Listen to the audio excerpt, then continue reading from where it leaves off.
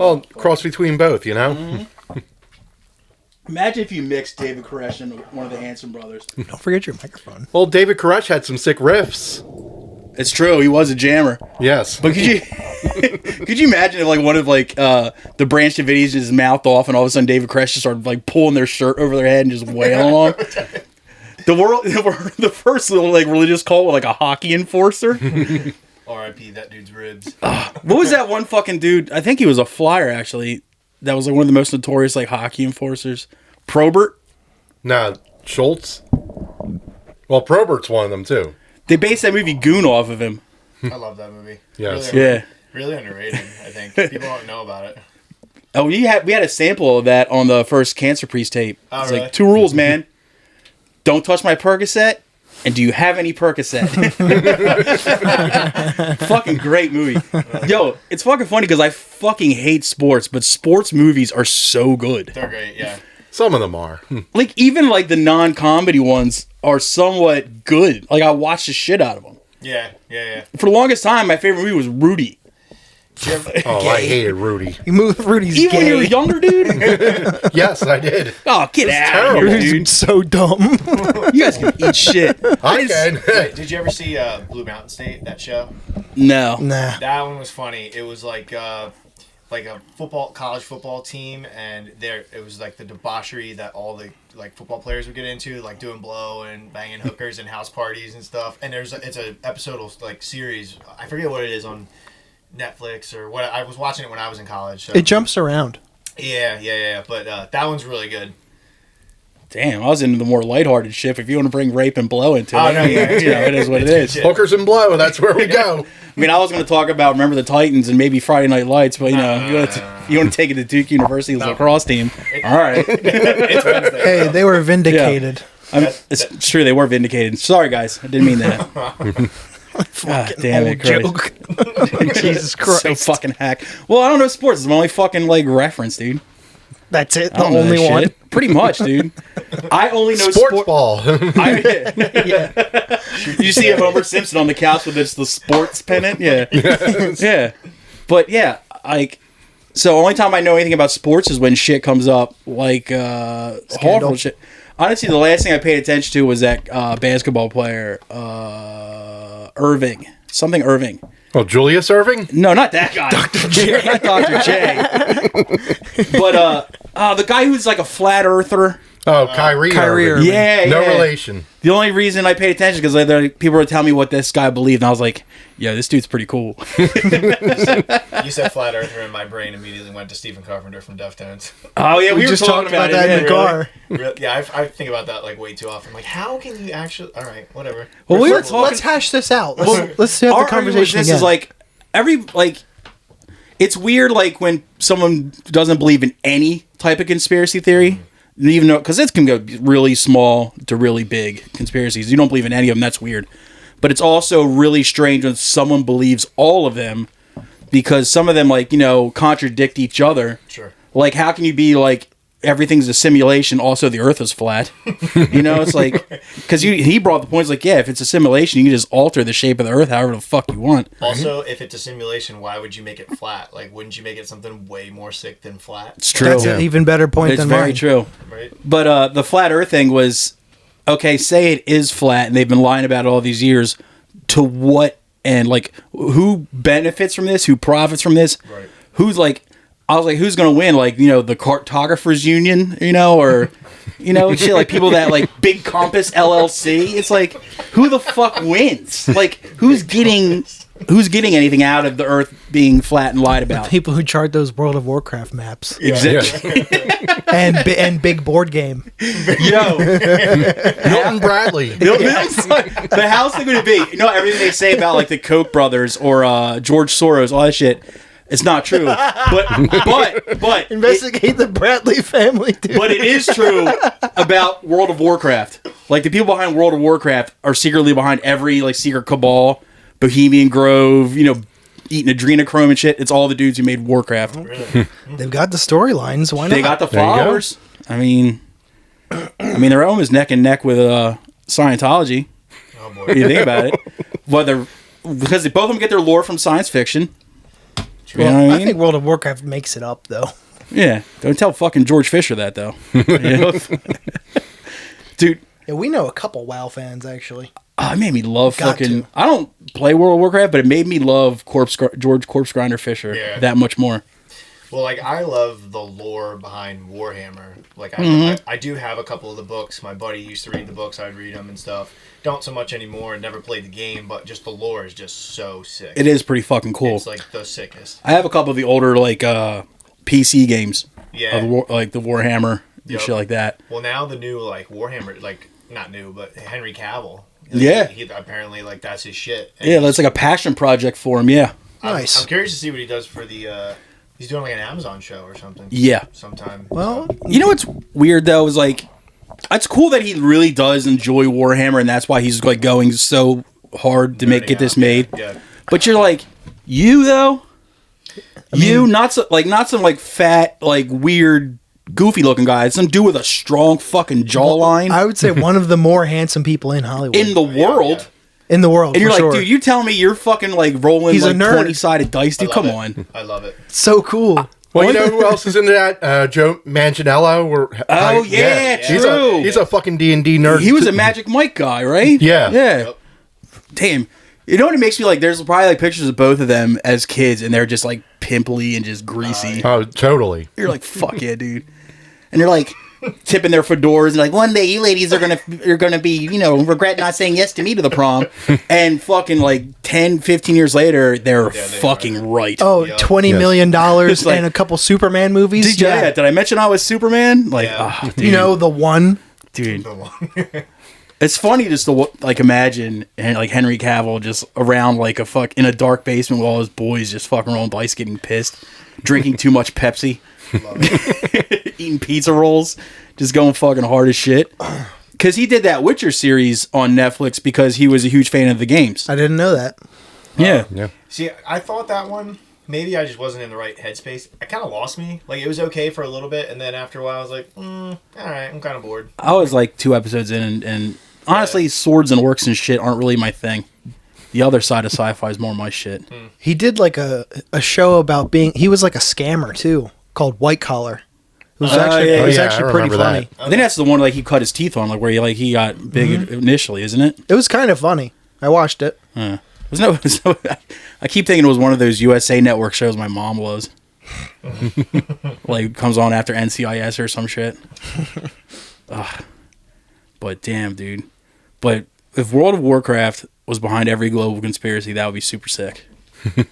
And like they have like a secret spaceship, and only people that have WoW accounts get to go to the next planet when Earth explodes. What? Would they let you in if you had a RuneScape account? Oh, Because I got that ticket. it's big. They let you in. Wow, but I got that ticket. But they call you a legacy, like you know. Yeah.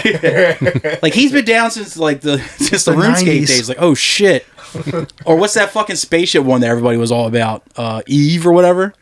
EverQuest? No, there was this one Eve dude where people were like spending like hundreds of dollars online to I don't get know. spaceship parts and shit, going in like 48-hour like battles and stuff. God. Dude, it's wild as See, fuck. that was the opposite of RuneScape. Like, I played for free, but my time. It wasn't the dollars I put in, it was the hours, son. Like, Yeah. that's how you know the real one.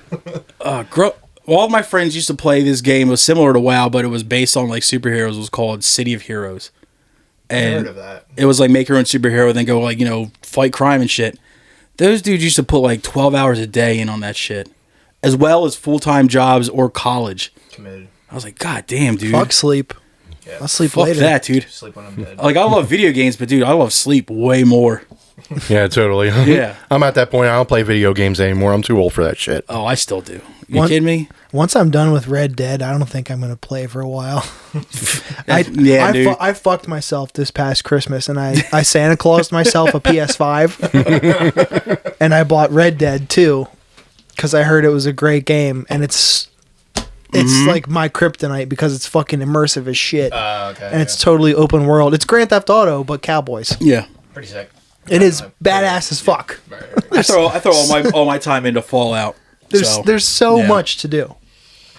Telling you, they're time sinks video games now, man. Mm-hmm. It's not like, you know, you play for 2 or 3 hours and the game's beat and you're good like it Wow. was back in the day. Now, like, you can get like fucking weeks, months out of a fucking video game. That's exactly what I did. And over. I just 100%ed it last week. That's actually impressive. I've got nothing but time. Because So. all the Fallout games, I've never 100%ed them. I made a meal of the story mode too. I spent like 3 weeks beating the story. Dude, you need to get back to work. I know. it's so bad. Turn that into work. I did do a lot of side work this week though. You should start doing like streaming and shit. Yeah. No. Twitch? No? Absolutely No? not. Okay. Dude, if I would have thought of that, dude, I wish if that shit existed when I was younger, I would definitely never would have gotten a real job. There would be too many like 45-minute stretches of me just with a blank face, not saying anything. Oh, that's true. I forget. I do eat edibles before I play video games, so it'd just be like me, like,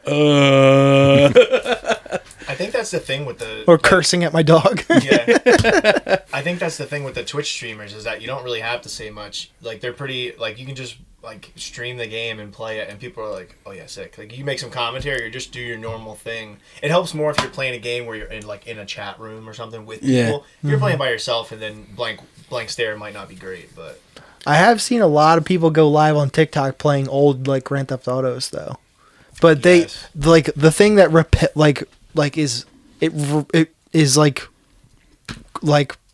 two magnets pushing together of me and that shit is that they talk so much Like, too much. to commenters and shit. Thanks for the follow. Like all that you kind of got. That's kind of the game you got to play, though. I don't want You know? to. And In the the thing is, meantime, you probably got some 12-year-old jumping on saying, I'm going to fuck your mom. Yeah. Exactly. dude, that's the reason I don't play games with like online with other people. Is because I know some fucking little kid would just destroy my self confidence that I have very little of already. Some 13-year-old kid will leave me to go fucking put my head in the oven. You know, Like what's her name? Like fucking Mo, like put on the back, no funeral. no funeral. Or even just like Lenny's like, don't tell people I live like this. But the thing is I respect about those Twitch streamers is they stream for like 6 to 8 hours a day, like 5 days a week. Yep. And they keep talking to people. Like, I don't have that much shit to talk about. No. So But see, they don't talk any other time during the day. Like, Oh, that's a after great that, point. Yeah. Like, they probably... they got to edit preserve shit. their moneymaker, dude. Yeah, they edit their shit, they order a some great pizza point. and call it a day. Like, that's what they do. Like, people are like, as soon as they sign off, like they're whoever they live with is just like, oh, so how was your day? It's like, nothing. Yeah. It was great. Gotta get a Ludens. Which is, god damn, dude. Welcome to the Irrelevant Illiterate Podcast, out of episode 419, something like that. I'm some fat slut, and that's Tom. Returning guest from Blasphemous and DeathSculpted Productions, Ron's here. Hello? And first timer, also from Blasphemous, also from DeathSculpted Productions, and also of the one-man band ENGULF, Hal Micro Machines is here. Thanks for coming, boys. Absolutely. Anytime. Yeah.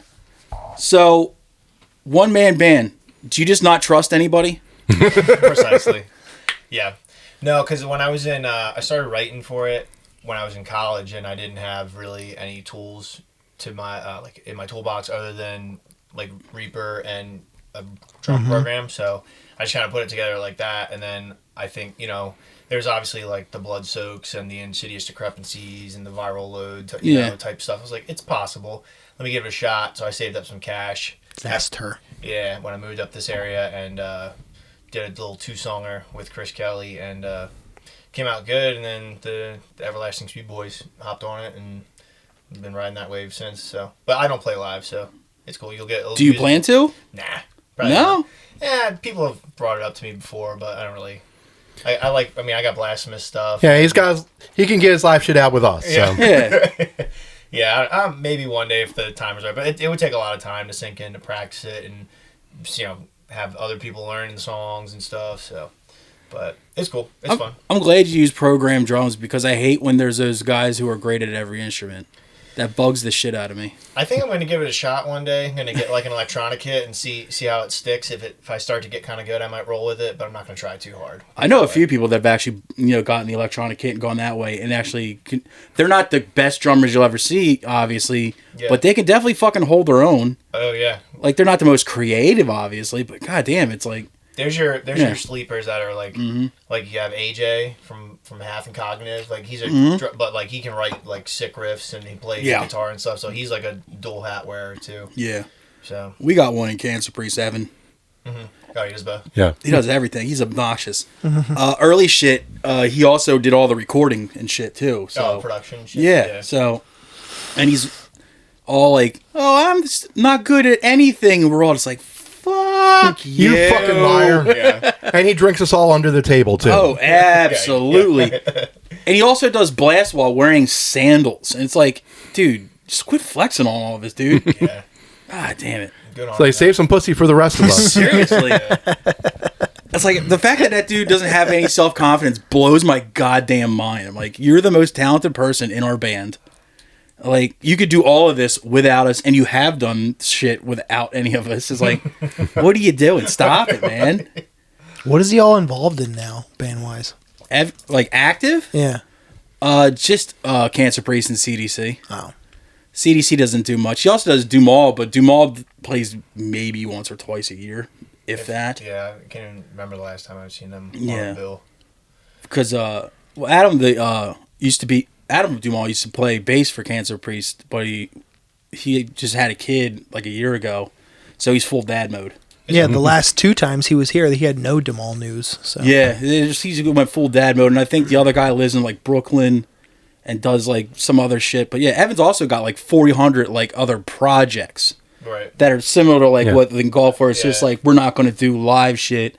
I'm just here Just to write. just to put something out. Yeah. And that was kind of what I did. I wanted to write stuff that I wanted to hear and put it out. And then if someone listened to it, cool. If not, then it's there for me. But people seem to dig it, so it's cool. What I do love about like death metal and death metal labels now is that even if they know a project isn't going to like evolve into a live band, they're still like gung ho about putting out material by it. Smaller labels, especially. Yeah, that's I mean, so awesome. When you're talking like your Century Medias and your Metal Blades, there's a touring step. Yeah. Like your ass is gonna be in a van. yeah, you got to but- make money. right. Got to pay daddy. but for the small stuff where they'll do, a run of vinyl or a run of CDs and shirts, like a one-time Yeah. thing, and then it does what it does because the band has a following, then there's really no reason not to. Yeah. Plenty of bands like it. I just love that, people are like willing to take a chance, because all the old bands I was in is like, we would like get talked to by labels like, well, what's your touring thing going? I was like, well, we could probably do like maybe like a couple weeks a year. They're like, pass. Yeah. And you're like, fuck, dude, sorry.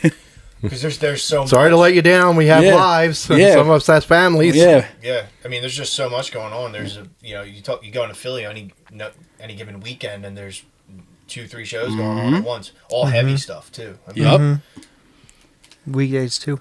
Yeah, even on the weekdays. That's what's So it's good and bad. Like it's a good and a bad thing in a way. It became an A market. Yep. it's bad now, because you get nowadays I see a lot of crossover between like the different types of heavy crowds. Yeah, Like you'll oh, see absolutely. death metal kids at hardcore shows. You'll see hardcore kids at death metal shows, and like if they get forced to choose, that kind of sucks. But Yeah. But It's that's a good thing in itself. Yeah. Yeah. Because I grew up in an area where where'd you grow up? Central Virginia, like in Appomattox, so it's Okay. kind of in between Lynchburg and Richmond. Okay. On that highway, but Damn, Appomattox is an old fucking Civil War battleground, dude. yeah, it's where it ended. But we would play in Lynchburg, and it's that was kind of run by Liberty University, which is a Christian university at the time, and there's a lot of like young Christian like metalcore bands, like really, really bad ones. It was And, probably akin to the fucking like Lancaster scene out here. I wouldn't doubt it. Wouldn't doubt it even a bit. Or suburban Maryland, that was like that too. Yeah, we play in like churches and stuff like that, and we were just stoked to play. But Yeah. Cavalry in Dover, same thing. yeah, the thing that kind of ruined it was like all the metalcore bands, like they were all doing scuzzy shit in the parking lots after the show, and they'd kind of ruined it for everybody. So it kind of left a bad taste in my mouth with that type of thing. Not saying everyone's like that, but that was my experience. So coming to Philly, where it's a lot of like good, positive energy between metal and hardcore and just everything, it's like really cool and refreshing. Is why I really dig it. That may be the first time I ever heard Philadelphia and positivity in the same sentence in my life. Well, I mean, when you come up and you're going to a show and there's like 5 fights at every show and they're getting shut down, and you come in, you can actually Near Philly. Not anymore. Not anymore. Yeah, right. Well, they say that those areas like that are always like 5 years behind Yeah, the major it takes a lot to cities. catch So, up. like Lower Delaware is like that with Upper Delaware. Same shit. yeah. I remember one of my older bands, Dead and Buried, we got asked to, there was this Christian booker always did like suburban, like right outside of like Baltimore. You did like Glen Burnie and areas like that. It was this guy named Scott. It was Cobra Clutch Booking. And we used to always play with this Matt Bennett's old band, Looking Forward. There was like a Christian like youth crew style band. They're like, yo, come play these shows with us. And we're like, I don't think we're going to go over really well there. And so we went in with like kind of like a fuck you attitude the first time. We roll in the first show. First off, stage, professional sound. Mm-hmm. Those metalcore kids don't fuck around, dude. And it was like run by like parents of like a local parents for like the Christian organizations. In the back, they had a full buffet of sterno, like little sterno lamps over top of like foiled trays of just random like homemade food. And we're just like, sounds like the best show. Are you fucking serious? And it'd be the best you ever sounded on stage. Mm-hmm. At the end of the night, you got paid a fucking ransom. And we're just like, what just happened? First, they were like, please just don't curse gratuitously. We're like, yeah, fuck them, whatever. At the end of the night, it was like, we will never do that frickin' stuff ever. It's just like, and we ended up going back like numerous times. And it was like, yo, we need like the money for a recording. We need money for a t-shirt run. Let's play a fucking... let's hit Scott up and see if we can get on a show. And and the Christian kids fucking just all came out of like kids you would never see. They come out, dude. And you would never see them at any other non-Christian shows. They can't go. Wild. Maybe I can't. So you're like playing to like 300-400 kids that you've never seen before. Yeah. Where if you play like Baltimore proper, you're playing to like 150, 200, because you on saw a really good night that you saw all the goddamn time. Yeah. So it was just like people would talk shit about Christian like metal and Christian metalcore. I'm like, I don't know, man. Yeah. I'm not gonna fucking talk shit on it. I mean, it's not for me, but I'm not. Sure. I'll never shit talk it. That sounds like a good time to me. Buffet. Come on, you get some baked ziti and shit. We ain't passing up buffets. Baked ziti, Salisbury steak, dude. Oh fuck me. Oh, Salisbury steak day and shit. We played one time and they had fucking chicken Chesapeake. That's chicken with fucking crab meat. Jeez. God damn. There's a bunch of fucking scuzzballs from Delaware. It's like we're like, dude, are we at a wedding? This is fucking awesome. We might have to turn our upside down crosses the right way. You know what? We're now unblasphemous. Make with the chicken Chesapeake. Yeah.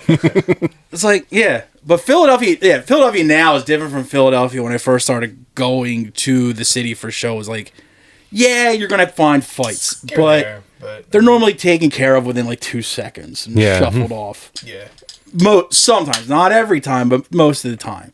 Because I think people also got to the maturity level now is like, hey, if you fuck this up, we lose this venue. Exactly. And it's on you. Yeah. Right. Oh, and now everybody's on you. It's like, so is what you're fighting about worth losing a venue? Or because maybe somebody like said you were a dickhead. And you're like, Yeah, right. But you get a lot of crossover in Philly now. Like a lot of metalheads at hardcore shows. And exactly. It used to be like, oh, there's a dude with long hair, let's go beat him up. Now it's just like, nah, dude, that dude's fucking cool as shit. Yeah, he bought a ticket. Yeah. So it's nice that people have gotten. I know it's corny to say, but it's nicer that people have gotten nicer in the last couple decade or so. Open-minded and shit.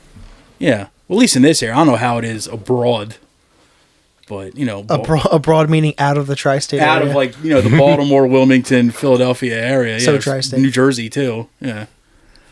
I mean, New Jersey used to always have to dodge fucking white power skinheads all the goddamn time, and now New Jersey fucking rules. Except for the last time I was there, I got fucking COVID. Dude, that Wake in the Cadaver show down in Elmer was... it was like the middle of bumblefuck. Yeah. Yes, there's like nothing around there. And it's like... Shout out Alex fucking Gibbs for that kid works hard. Him and Stoffer from Nine Dead, they fucking bust their asses on that show. Mm-hmm. Well, including the sold out, the amount of people who paid, there had to be 400 people there. Yeah. Yeah, including bands and stuff. That's a big fucking venue. He filled it. I saw. I know we played there. It was not filled. It was not full. That's how the COVID got through the air so quickly. We played there with Bonginator. Yeah. How many people came through? 50, 60, something like that? That sounds about right. A little less, but all I know is Bonginator gave everybody COVID. Oh, I remember. Oh, them scumbags. Yeah, pretty much. Oh, fuck, dude. 50-50. But, it's funny that every single venue I've ever played in South Jersey has had gravel in the parking lot. It's like, does South Jersey not believe in asphalt at all? Not really. Or at least dirt? I just did like a quick run back in my head and counting them. I'm like, yep, gravel. Let's see. Clayton VFW. Gravel. Hangar 84. Gravel. I think so. The last Iron Price show was at a gun range in New Jersey. Well, That was pure dirt. all the though. other that's- venues I can't yeah. name. Yeah, sure. That was wild as fuck. I think the only one that had asphalt was you played Harper's, right? Did we? Was that Yeah. was that a pub? Yeah, Yes. that was Thomas Murphy's. No, Not that one. Oh, I'm thinking of I think another one. so. Yeah. What's the one off exit like 25 down on 295 that we played at a couple times? No, it's not there anymore. It was a bar. Oh my Hot god. Shots. Hot shots. Yeah. Oh, No. I think that had gravel, didn't it? No, that was actually paved. That's like Oh, I one of the thought few that- exceptions. That's why I got closed down. Yeah. Big Gravel LLC is like not in my fucking neighborhood, dude. We don't deal with left turns or asphalt in this state. This is Exactly. the Garden State. Okay. Can you imagine like the day they got asphalt like laid down? There was just a bunch of like just gravel teamsters just lined up, just like Picketing. Well. What have we got on the ground here today, boys? I was trying to shut this shit down. It's like we just didn't want any like people to look like, like break their axles in like the parking lot. They're like, where are you from, boy? Yeah, just You're not from around here, are you? Millville, eh? fuck, dude. I'm trying to think of yeah, No, Collingswood. like super, like that one place in Vineland was gravel, Eugene's or whatever. Yeah. I got my ass kicked by a bunch of fucking juggalos in that parking lot, and I remember my face hitting gravel. Yeah. Where you had to pick a piece of gravel like out of your cheek. It was Game Changer it was- World, same thing. Oh yeah, that place. That place kind of ruled though. It was big. It kind of ruled. Too big though. It was too big. Some places are too big. South Jersey fucking rules too. What am I talking shit though? That was love North South Jersey. I love South Jersey. Basic, because honestly, South Jersey, Northern Delaware, and suburban Pennsylvania, Southern Pennsylvania are pretty much the same thing. Yeah, I noticed that Yeah, as everybody a lad. everybody talks the same. Yeah. You know, Yeah, they do. The only difference is like there's maybe like a refinery between them. It's pretty much, you know. It's like that's it. We're all Refinery or nuclear power plant. Sector 7G. Yeah. God damn, dude. I fucking love South Jersey. I love everybody in this life. What am I talking about? Is there anything going on in the news, buddy? Yeah, I brought a couple things, but I wanted to start with our friends do cool shit. Oh, what we got? Well, let's see. The day of this episode will be March 6th. 13th, Oh. I think. Well, this will have just come out on Friday. Soon to be guest of the show, Ed Tweed, is starting a record label in Seattle Nice. called Brain Floss Records. I said, Ed, why did you start a label? He said, well, I just got out of debt. And I said, oh, so you want to get back into it? But he said he doesn't get to a lot of shows these days, so he wants to contribute. So he's starting a label. So his first release will be the Blind Solution Hang Me High 7-inch. That will be at brain-floss.org or on Instagram at BrainFlossRex. We will link that in the description. Yeah. And Hal's then already typing that in his phone right now. he's Tell me there's no signal. Yeah. You're in a dead zone right now, bud. proactive. Oh boy. yeah, this is the Delaware dead zone here. So. It's true. We're in the woods. And at the end of the month, at the Auto Bar, March 31st, our friends in Stopwatch will be playing a show Oh. with Pronouns, Sunny Mondays, Stopwatch, and more. It's $12, 7 o'clock at night at the Auto Bar. March 31st. Fuck. You got Blasphemous? Anything got anything to plug coming up? This comes out when? The 13th. Well, we don't have anything ourselves to plug, but Death Sculpted Productions has a bunch of stuff coming Light up. on us, dude. So, All right, we got, so it'll be over by the time this comes out, but we're doing Gravesend on March 1st, so it's a couple days from now in Philly with Moros and Maul from North Morrow's Dakota. fucking rules. Very sick. And then we're doing nothing until May. First weekend in May, we have a 4 or 5 days and 3 shows. So we're doing the Fester Decay Bowel Erosion Tour on that Friday the 3rd at Kung Fu. Bowel erosion rules. yeah, so it's going to be a fucking nuthouse show. We got Fuck yeah. Anthropic, Charcuterie, and the Bread Lamp Charcuterie. guys on there. Charcuterie is fucking good, dude. dude. What a name. You would Shark Cooties. You would like that, dude. You would like Sharp them. Coochie. So we got that one. The day after, we're doing Skull Shitter and Vorlust. They're on the road. And we got Concrete Caveman and Spider on that one. Nice. And then that's at Bonks. And then the Tuesday on the 7th. Altars. Altars.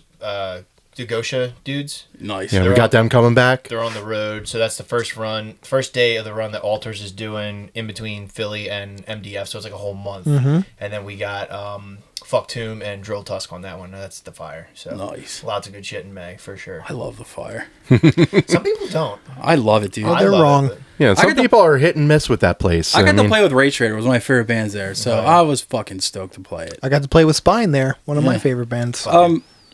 The 23rd of March at the Shamrock Inn in Baltimore, Maryland. Eternal Sleep, Steel Nation, Cancer Priest, and Morbid Deity. And soon after, I think in May, we have a Lansdale show with Lunar Blood. Oh, nice. We don't have any more details on that just yet. And by the summer, we will have a new EP on Phil Perenni's Dollarhide Records. I might try and roll out to that Eternal Sleep show. Oh, They're so good.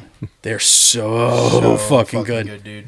It's just hard to fucking see them live because the singer's like a fucking world-class fighter and he's always like traveling. Oh, really? He goes to Thailand like often. I think he pretty much lives there now. I think. But, and their drummer's he's an iron worker. he's also a roadie for Code Orange. That makes sense. Or a drum tech or whatever the fuck. I don't know. So yeah. I wish they would fucking do more. Eternal Sleep is so fucking That last album they put out had so much swag. Oh, it was not even funny. Fucking good. The swagger just smells like on it, dude. Like, it's so tough. First off, I love their drummer because he can play heavy as fuck without having to use double bass. That's a talent. In heavy music, that's a fucking talent.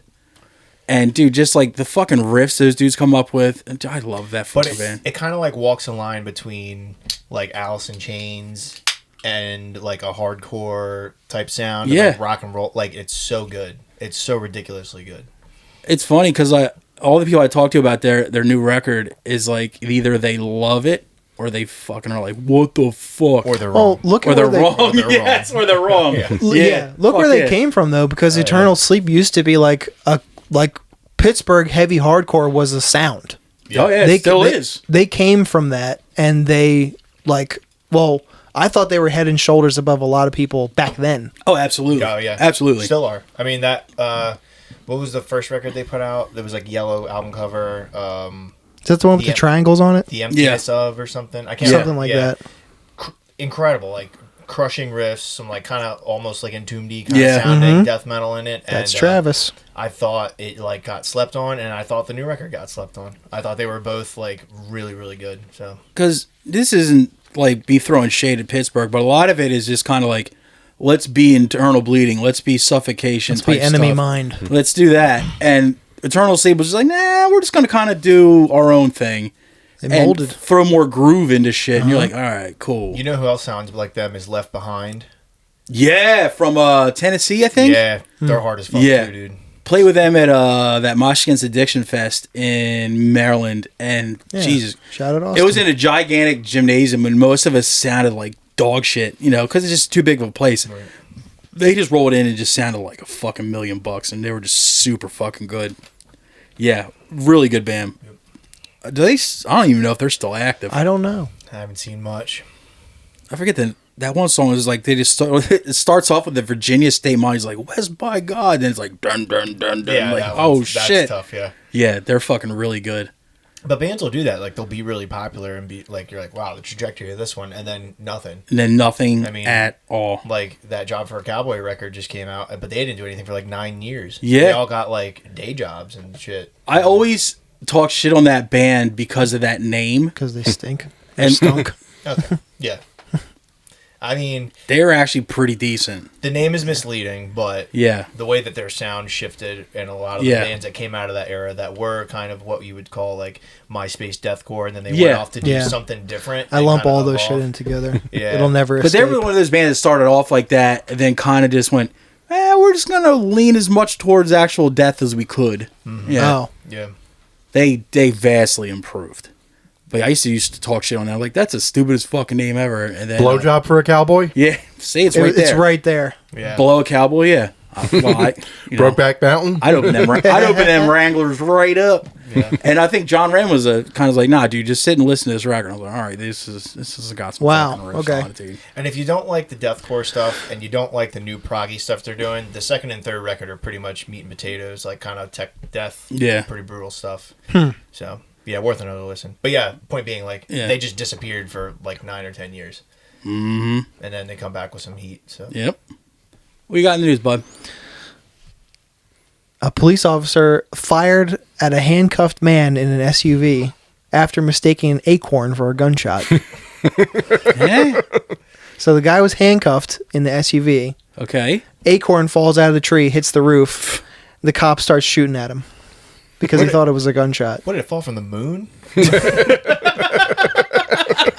A sheriff's deputy mistook the sound of an acorn hitting his patrol cruiser for a gunshot and fired multiple times at the SUV where a handcuffed man was sitting in the back seat, officials said. The man who was being questioned about stealing his girlfriend's car was not injured during the November shooting. He was taken into custody but released without being charged. The officer who initiated the shooting resigned. The Okaloosa County Sheriff's Office released the body cam footage. Sounds like Florida. It is Florida Sheriff's Of course, Deputy. Florida man. Florida man became a cop. Exactly. Yep. Yes. They released the body cam footage and had an internal affairs report this week addressing the acorn for the first time.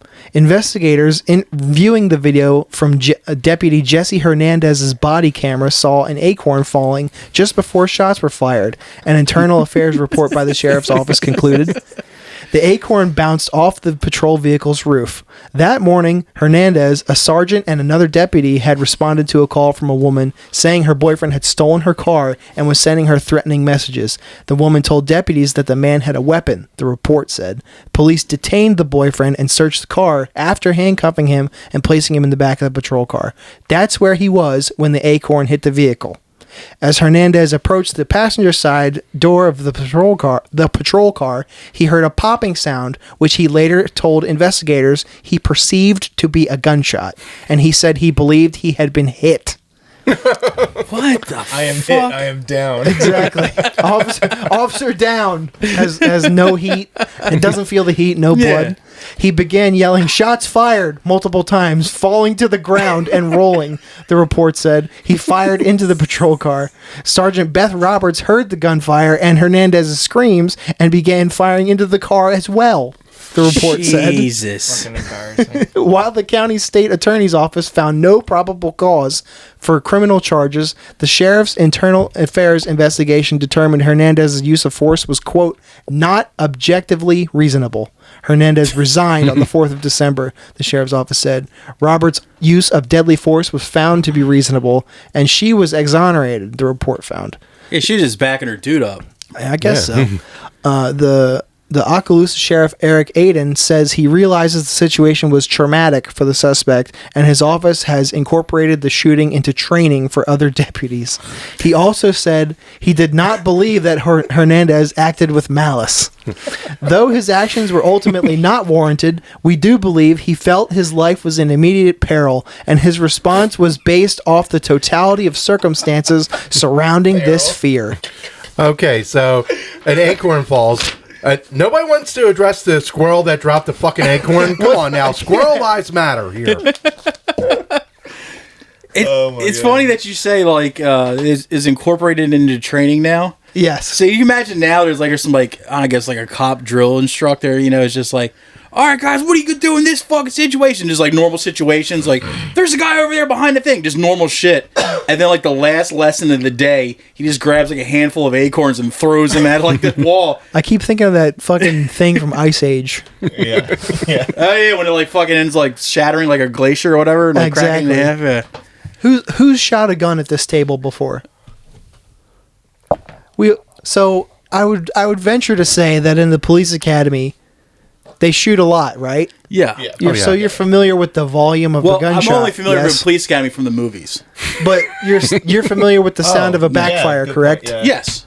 It's loud, right? Right. Especially if it's in a closed-in space like a back of an SUV. Yeah. But if you're outside and an acorn hits the roof of an SUV, it's not nearly as loud, right? Like maybe if it's like a sniper from like miles away or something, but I just think like even the guy in the back of the car was like first like, all right, I'm alive. Then secondly, dude, are you fucking serious? Like you probably didn't even hear the shit that hit the roof. Or what if it was the world's heaviest acorn? Lunar acorn. That's what Yeah, it like came from the moon. Fuck. Lunar fucking. It dropped from the Mir space station. Some crafty Russian squirrel in the Mir space station, just like. It ain't a meteor. Exactly. Yeah, right. That there is a big old frozen hunk of poopy. I'd like to make a point and a small sidebar.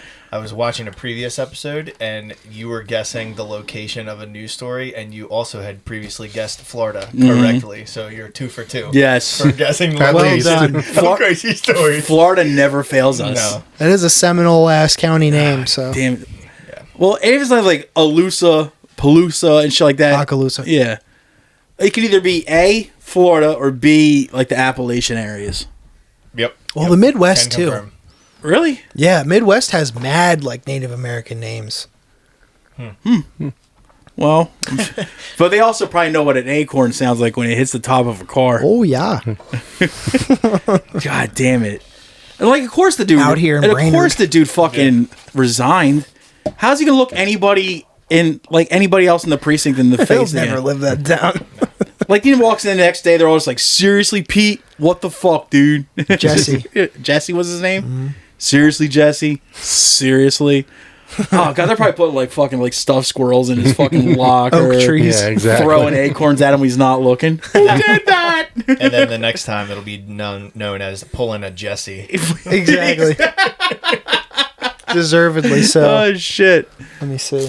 Oh god, how many? This old gag.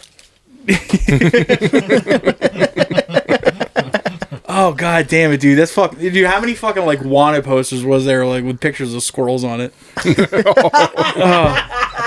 Oh my god!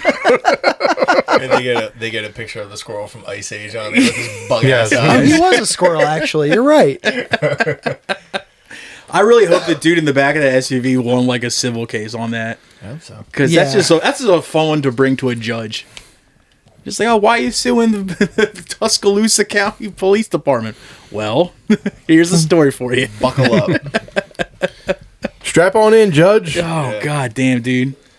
It's one of those ones that I hope would get dismissed because the judge thinks it's so dumb. I love when that happens. I think that shit Rape is and murder fucking great. cases, and you're here because of an acorn. So Damn it, dude! I wish Steve Harvey was the judge. I think I'd be you even- you shot a what? I'd be even angrier if like. God, imagine like the dude, like no one else is like. I'm glad like no one got hurt, right?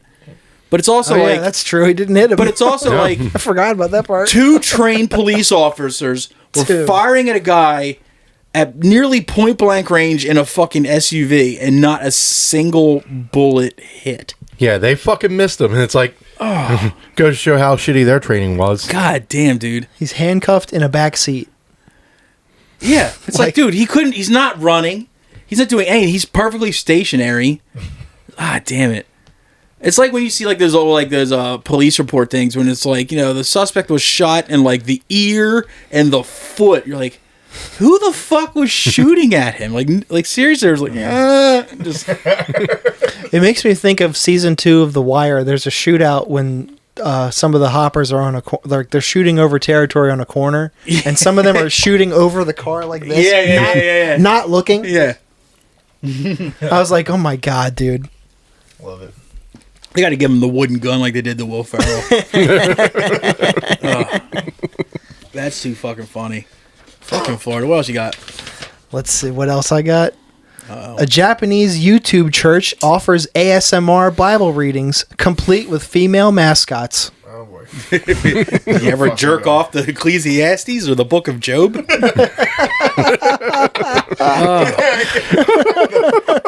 Oh, God damn it. As Europe slowly expanded its influence throughout the world in the 1500s, Christianity, predominantly Catholicism, followed in its wake.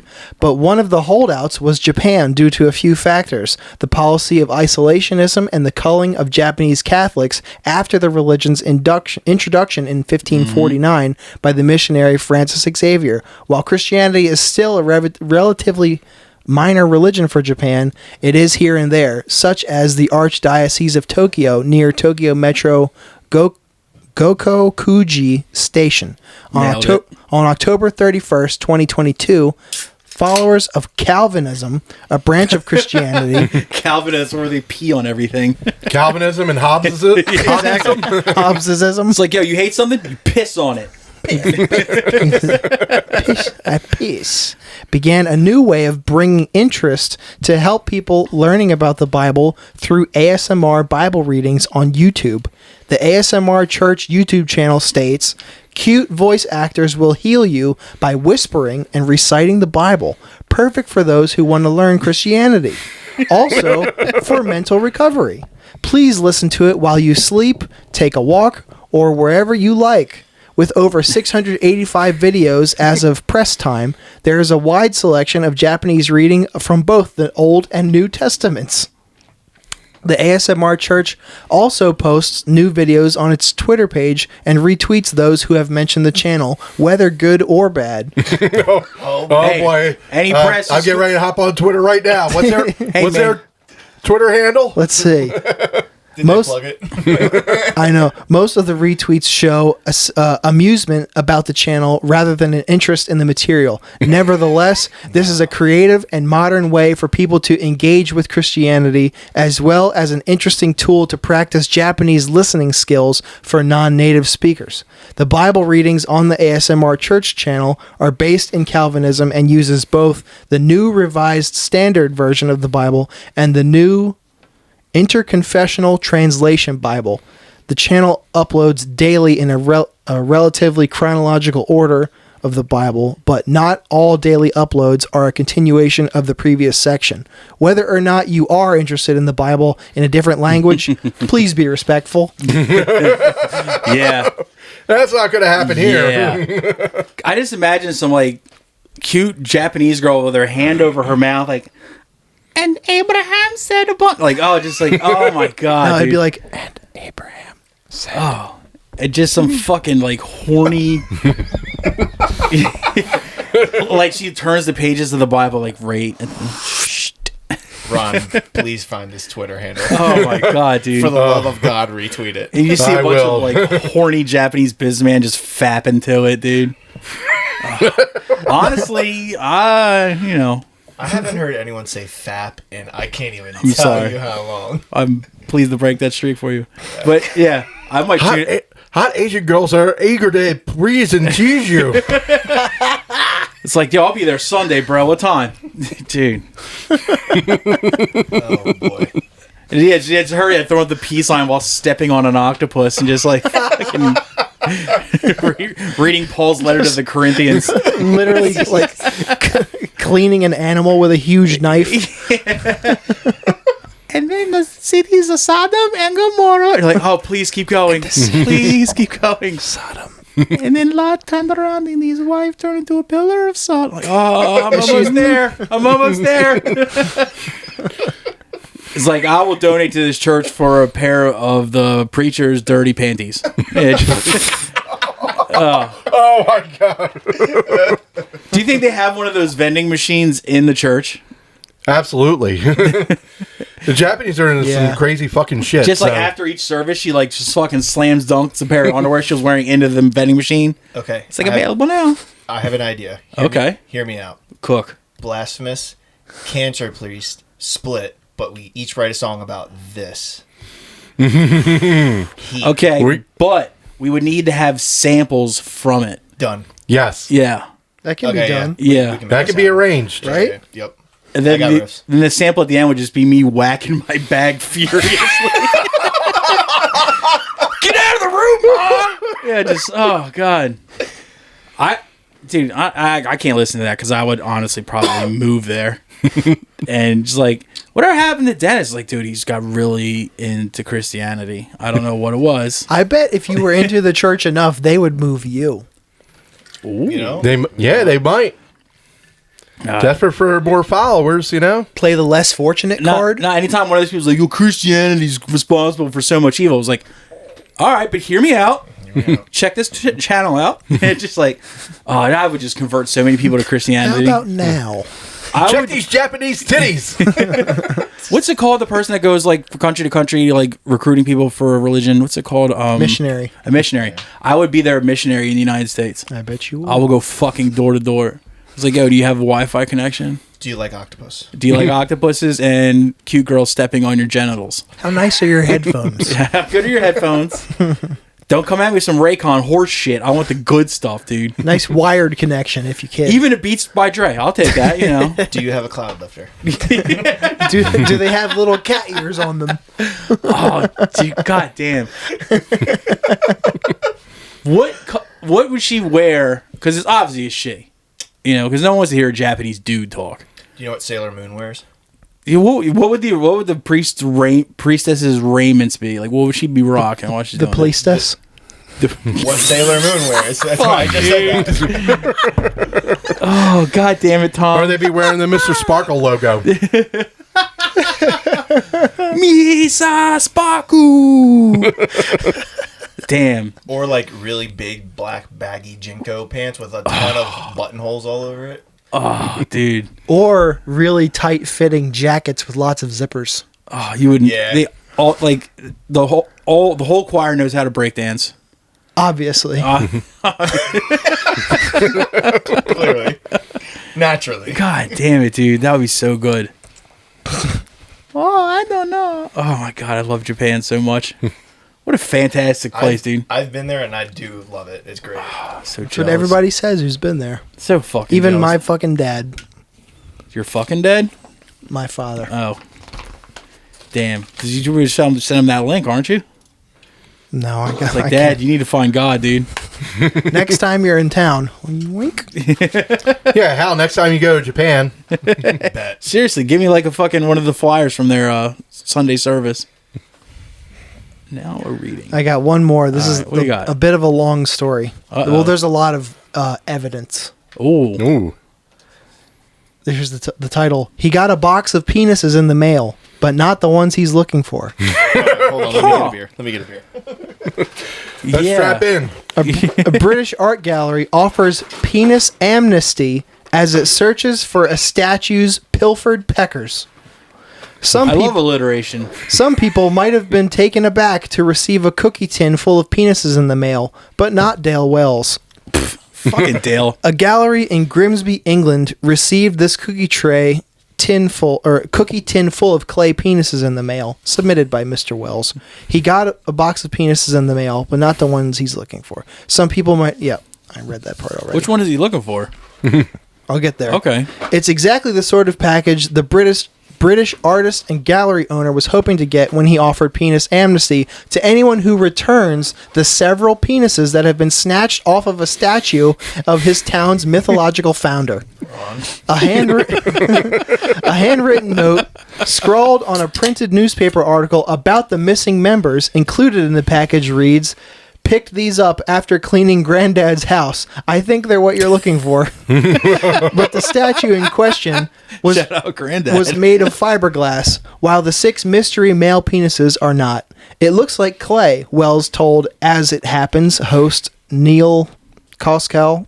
I mean, I haven't bitten into them or anything like that, but yeah, I think they're just simply clay. Like when people used to test coins. It's like, Exactly. Yeah, bite down and make sure. Another title, Break Its Willy Off and Keep It in Your Drawer. Wells is the co-founder of the Turntable Gallery in Grimsby, England, which is home to a badly butchered statue of a naked man hoisting a child on his shoulders. The statue, created by Douglas Wayne Hobson in 1973, depicts Grim and Havelock, characters from a 13th century Middle English literature who are the key figures in Grimsby's local lore. The statue of Grim and Havelock have been a target for vandals since it was first erected outside of Grimsby Academy in the He 70s. said erected. I did. He sure did. Grim has repeatedly had his penis purloined and his limbs ripped off, while poor Havelock has been decapitated. Oh, Jesus. Eventually, it was moved into the gallery for its own protection, but the Like Devil vandalism Springfield. continued there unabated, so it was put into Abated. storage in 2016. Wells estimates Grimm has had his knob robbed and replaced at least 3 or 4 times. It sounds like a bit of a silly way of putting it, but it's almost like the townspeople are taking it into their ownership, he said. If you can, I don't know, break its willy off and keep it in your drawer or something, it's part of that founder statue that is with you forever. Cheaper than paying for dildos. This is what the true. statues look like. Fuck yeah. I love that. A halo of penises. In Whoa. 2022, Wells determined to restore Grimm's manhood once and for all and offered complete amnesty for anyone who returned the pilfered peckers. Then, last week, a mystery box arrived full of clay phalluses nestled in straw, but Wells said they're not the wayward wieners he's been searching for. I think they were maybe maquettes or, workups to maybe cast off of, he said. Here's some. Oh, shit. The mysterious clay penises came with a handwritten note that said, "Just been following the story closely. The false phalluses. Just been following the story closely. Picked these up Ooh, after uncut. cleaning Granddad's house." Asked if he has a message for the sender, Wells joked, "I think they should probably stop sending unsolicited boxes of penises to people. It's quite inhospitable."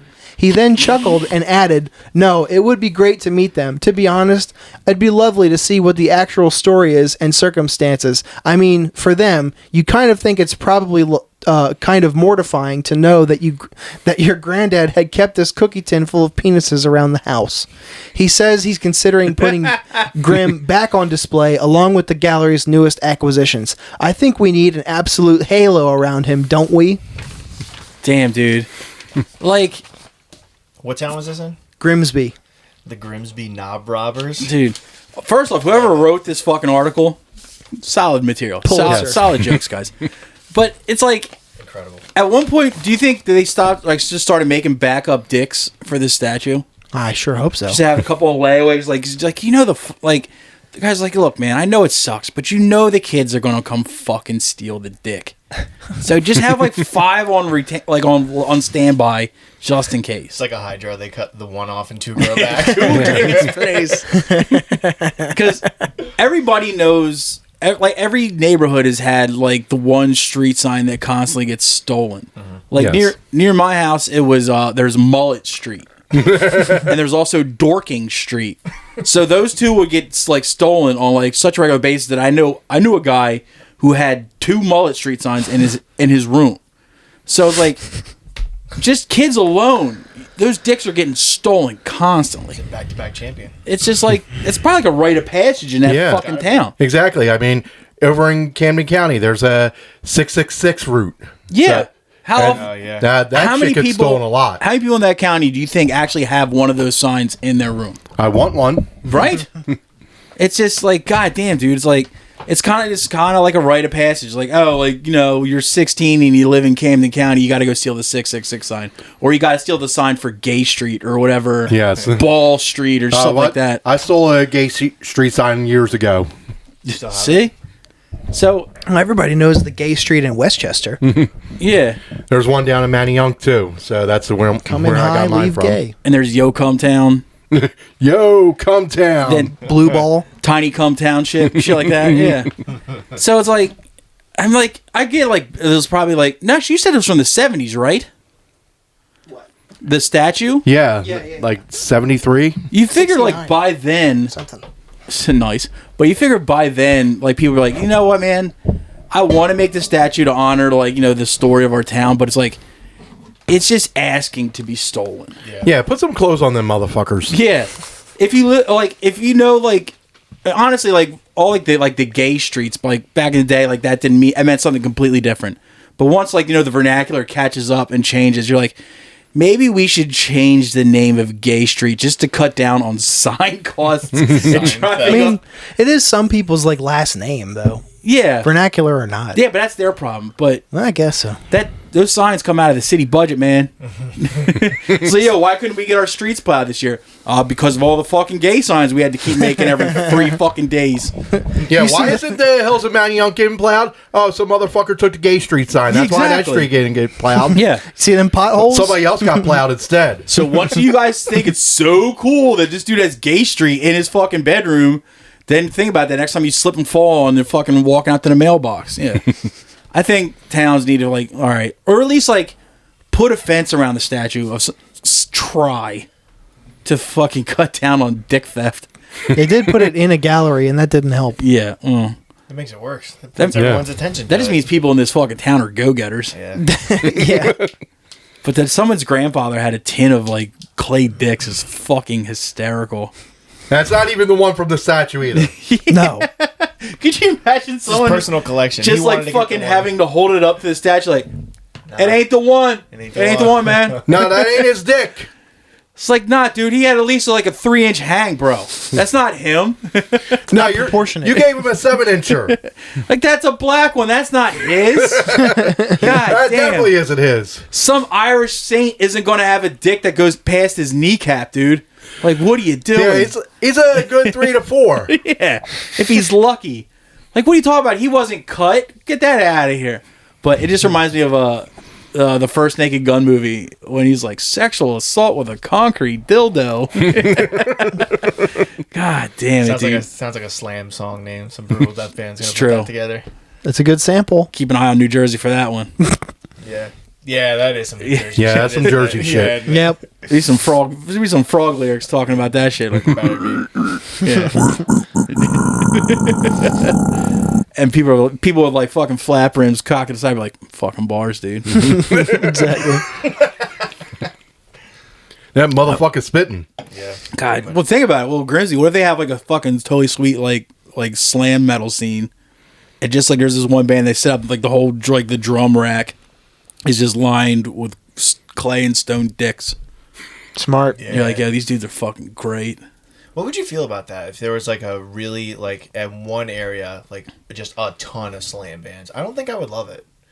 I think like 1 or 2 slam bands in an area would be pretty sick. But if it like everyone plays slam, like how many times are you gonna play 0, 1, and 2 on your guitar? Depends on what you're conditioned to. New Jersey had True. a fucking bumper crop for a fucking minute. Yeah, but Jersey's a kind of a somewhat decent Jersey's sized also state. it's Like, huge. I mean, North and South Jersey are like 2 separate countries. Yeah. That's true. I mean, you figure Taylor ham motherfuckers up north and the pork roll motherfuckers down south. Yep. Yeah, like you can play Pork roll for life. You can play Damn Philly right. or you can play Philly or South Jersey and then go play like up at the Meat Locker or like somewhere close to New Or York. dingbats, you know? Yeah, 2 Yeah. separate days and it not be even an issue. South Jersey to me is suburban Philadelphia. North Jersey to me is suburban New York. Exactly. Yeah, basically.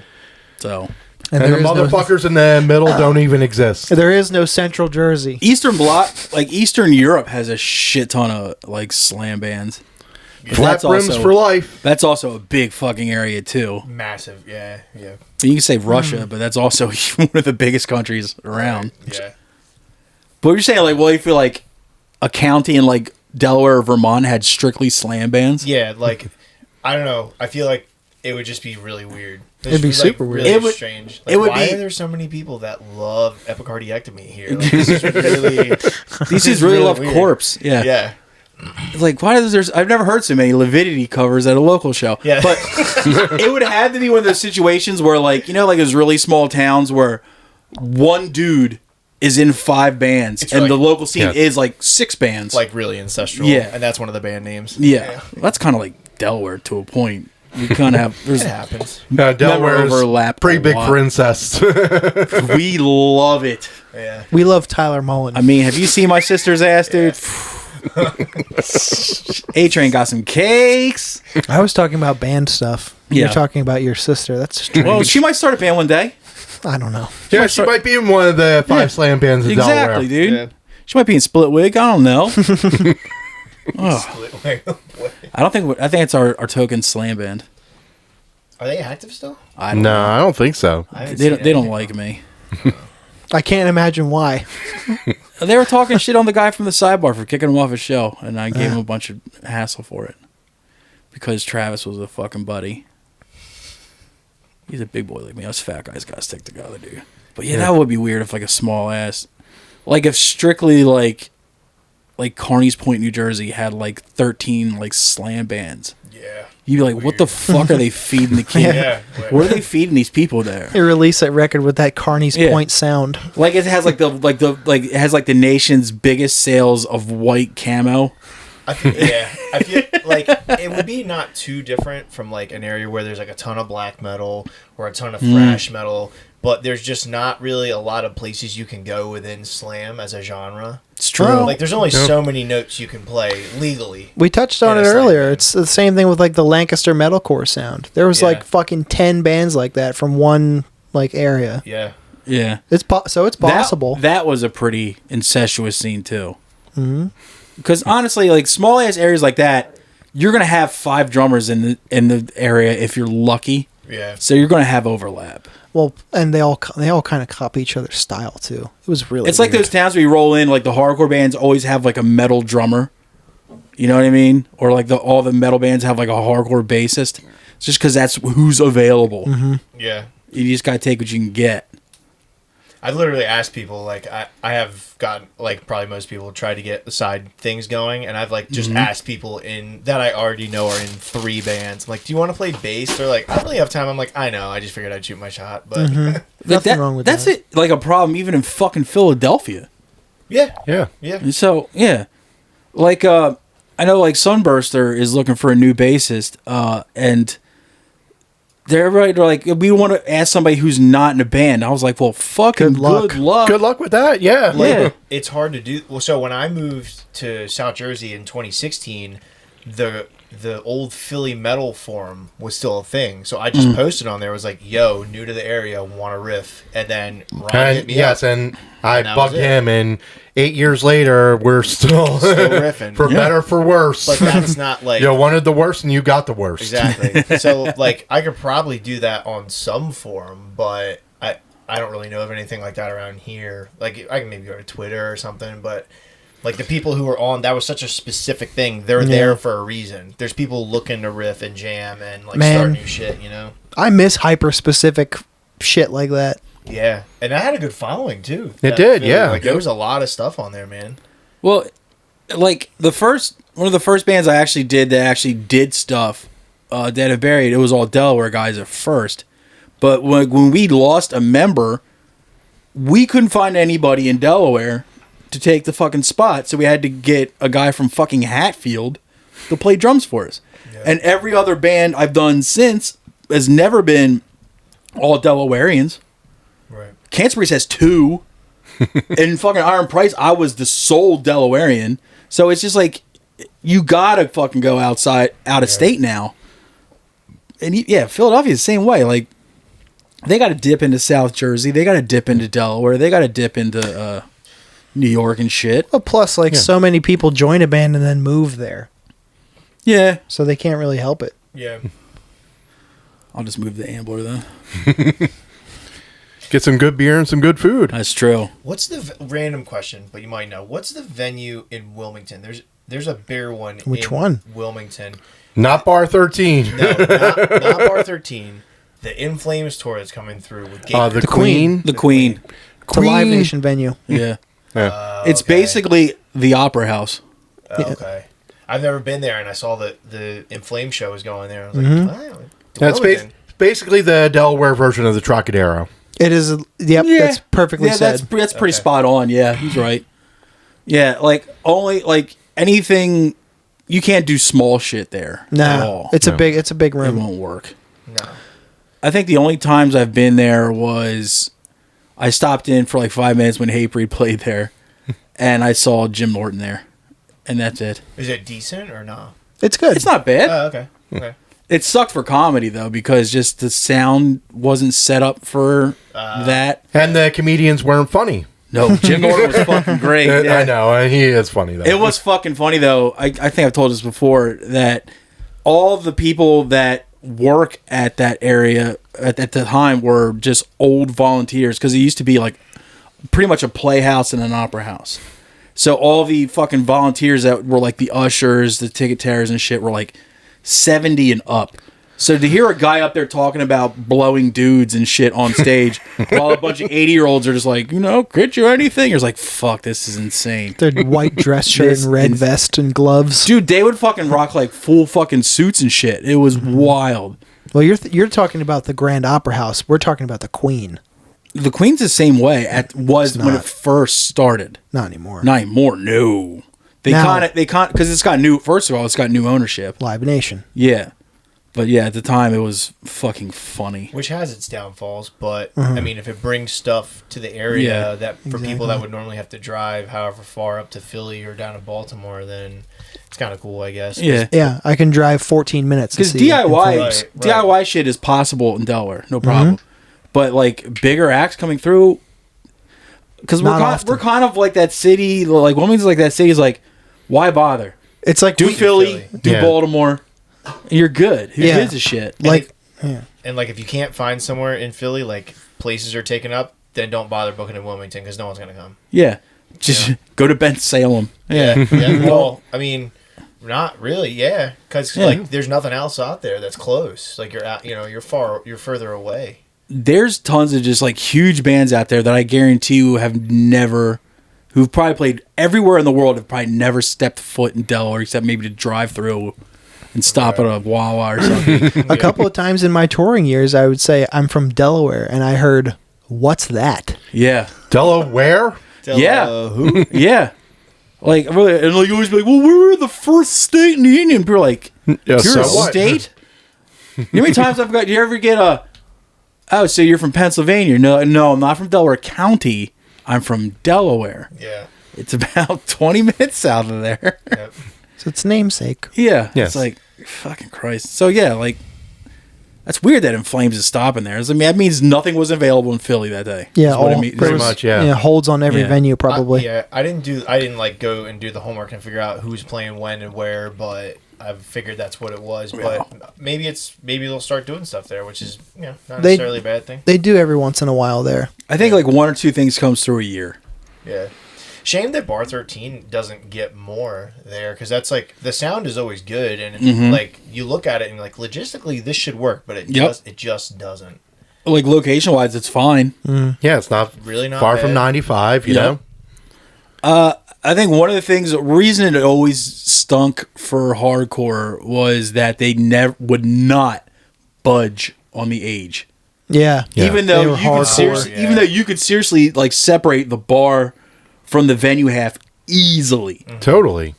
But the only time we could ever used to be able to get like 18-year-olds and shit like that in was like, oh, he's my little brother. He won't fuck around. He'll stay on this side the entire time. I promise. Yeah, trust me. I smuggle my kid into shows all the time at this point. But you couldn't do that for like a whole shit ton of 18-year-olds or younger. Yeah. So that's the only problem. Yeah, these aren't all my kids. I can only I only got a couple. So. You see, tell the door guy, look, dude, I come a lot, and I'm so fucking lazy. I can't pull out on my fucking girl, dude. I can't tell him. I'm part Latino. I can't tell him. I don't know. Yeah, and I don't have any illegitimate children as far as I know. It's like, look, babe, I want to pull out, and she just fucking wraps her legs around my butt cheeks, and it's like, can't. She's like, no. Like, oh, come on, damn it.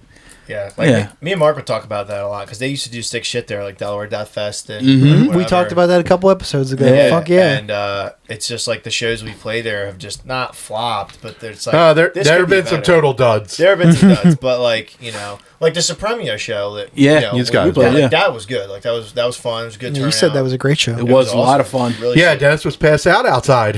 What? No way. There's photographic evidence of it too. Fucking photographic evidence of that. But I think I took the picture. And the thing that was weird about that place is you could have like say that same lineup played and you had about what is that show? You think it probably had like 75 people like paid. Lou said it was about a bill, and then you take off the bands and about 70. Yeah. But if you had the same lineup, let's just say a week later, it could do 15. Like for some reason you can't gauge who's going to come out. Like it's just like a fucking It's impossible to plan for. The local guy who owns the bar and like does the show promoting there, he doesn't, and that's also part of the problem. Like, he doesn't promote at all. It's left entirely up to the bands, and he will book a Led Zeppelin cover band in the middle. Actually, what did we play with? Oh, there's a Rammstein cover band we played with. I remember that. Yeah, when we played with Bad Luck 13. Was it Satanic Rave? Yeah. It was like that weekend. So it was like us, Bad Luck 13. I think they were literally called Du Hast or some shit. Yeah, they were. It was something dumb. Yeah. Like, what they did was fine. It was done well. It's not what I wanted to hear, but it was done well. I respect them for it. But like right in the middle of the bill, they'll throw a cover band. Like, why? There was this kid. There's one show that we did. What was it? Olkoth we played with there. Yeah. And they threw some like hard rock band on the lineup. I was like, why? First off, why are they even on this bill? And they have no following. It's like, what the hell? And that was a prime example of a show that probably should have done maybe 40 to 45 people, like at a decent night. But the night before was, I think, Decibel Fest or like Immolation was in town. Yeah, it was some big show in Brooklyn Philly. Yeah, and it just kind of flopped. I was like, dang, that sucks because those dudes rule. There's this dude who used to book there early aughts named Chuck Stoller. Chuck. Yes. Really Junior. nice kid. Chuck Stoller Jr. Yeah. Yes. And- Junior. Bulldog Productions. I remember him constantly getting into shouting matches with the owner at the time about him doing that. Yes. Just like, hey, like even though Chuck would have like a 6-band show, and all of a sudden this guy would be like, "Oh, this band and this band are playing." He's like, "We don't have the time. This show's gonna go till they're gonna go on at 1. It's going to go to 3 o'clock in the morning. Yeah. No, but thing is, like, and Chuck would be like, "Well, they won't be able to go on till 1." And he's like, and the guy would be like, "Well, then they're gonna play in the middle, and whoever you have is gonna go on at 1." Oh, fuck no. And it would always end up being us. You know, but it's like Yeah, that happened to us a couple times. He would fight like constantly, like no, and it wouldn't be like a band on tour. No. It would be like just dudes some from down the block. Yeah. Yeah. It'd be Joe Schro from down the block doing his fucking Deep Purple and Led Zeppelin covers. Yeah. Well, the other thing is the promoter that was running it for like the guy who owned it for a while got revealed to be like a super white power dude. Oh. Yeah. And that kind of soured a lot of bands like wanting to come through and play. Exactly. The guy's not involved anymore at all. Yeah, it's but it just has that like stain on it. Yeah, you know? now it's like, you can't get that stink off of you. That's why they changed the name. I'm surprised Pantera didn't get canceled harder, dude. Did you see that Phil Anselmo white power shit he was doing? Was he doing it again? It was the last thing I saw was the white wine thing from like maybe a year ago. White flour. Like, come on, dude. No, I'm not gonna let that slide. He did it again. He did it again. It was like within the last 3 or 4 months. Put it that way. Jesus Christ. Oh, he's a shithead. Like, even if you are a shithead, it's like, yo, you got like your cash cow that was gone for many years is now back. Right. You would think he would learn his lesson and be like, you know what, dude? You can be a shithead in your private time, but when you're on stage, just shut the fuck up. Yep. You know, but god damn it, dude. Yeah, I saw that. I was like, oh, man. I didn't go to the Pantera reunion. I was thinking about it, but I'm glad I didn't. I was never a Pantera fan, and honestly, a lot of people, for some reason, are like, you're like, yo, you know that dude's fucking white power, right? They're like, what? Far Beyond Driven, dude. You're like, bro. Seriously? There's other bands out there. Like, come on, man. Yeah. But, yeah, I don't think... No, because they still got that cop audience. There's more... Yeah, there's you know what I mean? plenty of cops out there, you know? Yeah, so, yeah, I don't think they'll ever... Yeah, I think that'll always be a moneymaker no matter what. And Zakk Wylde's in it, too, so he's got his own, like, nerdy following anyway. Yeah, you get your biker following, your cop following, you got your paycheck right there. And even like Zakk Wylde, like, well, Zakk Wylde, do you still fuck with white power? It's like, no, but you know how much money I'm making to do this? Like, he's still a fucking hired gun at the end of the day. Yeah. He's always been. Mm-hmm. Yeah, so, yeah. He's not going to fucking question where that money comes from, but... God damn, dude. Stillborn. I do like that song a lot. Stillborn. Yeah. What song was that? Guess what it's called. Black Label? Oh. Yeah. Dude, the drummer from Dead and Buried was in love with anything Zakk Wylde and anything Pantera. Really? Yeah, our old drummer, yeah. That's like a shitty lead guitarist behavior. Yeah. No, he was a drummer. But we had to Damn. fucking hold on to him because he was local and he was really good. Yeah, because he was drummer. And you got to hold on to your Yes. drummers for dear fucking Yes, life. you Good do. friend at all costs. That's why we love Yes. Mark in our band. Yes, you do. And I remember when Dimebag got shot, we were actually at practice when we found out, and he just got in his car and left. Damn. He was just like, and he wouldn't come out of his house for like 2 or 3 days. He was just heartbroken. We actually covered Pantera. I hate Pantera, and we covered Slaughtered.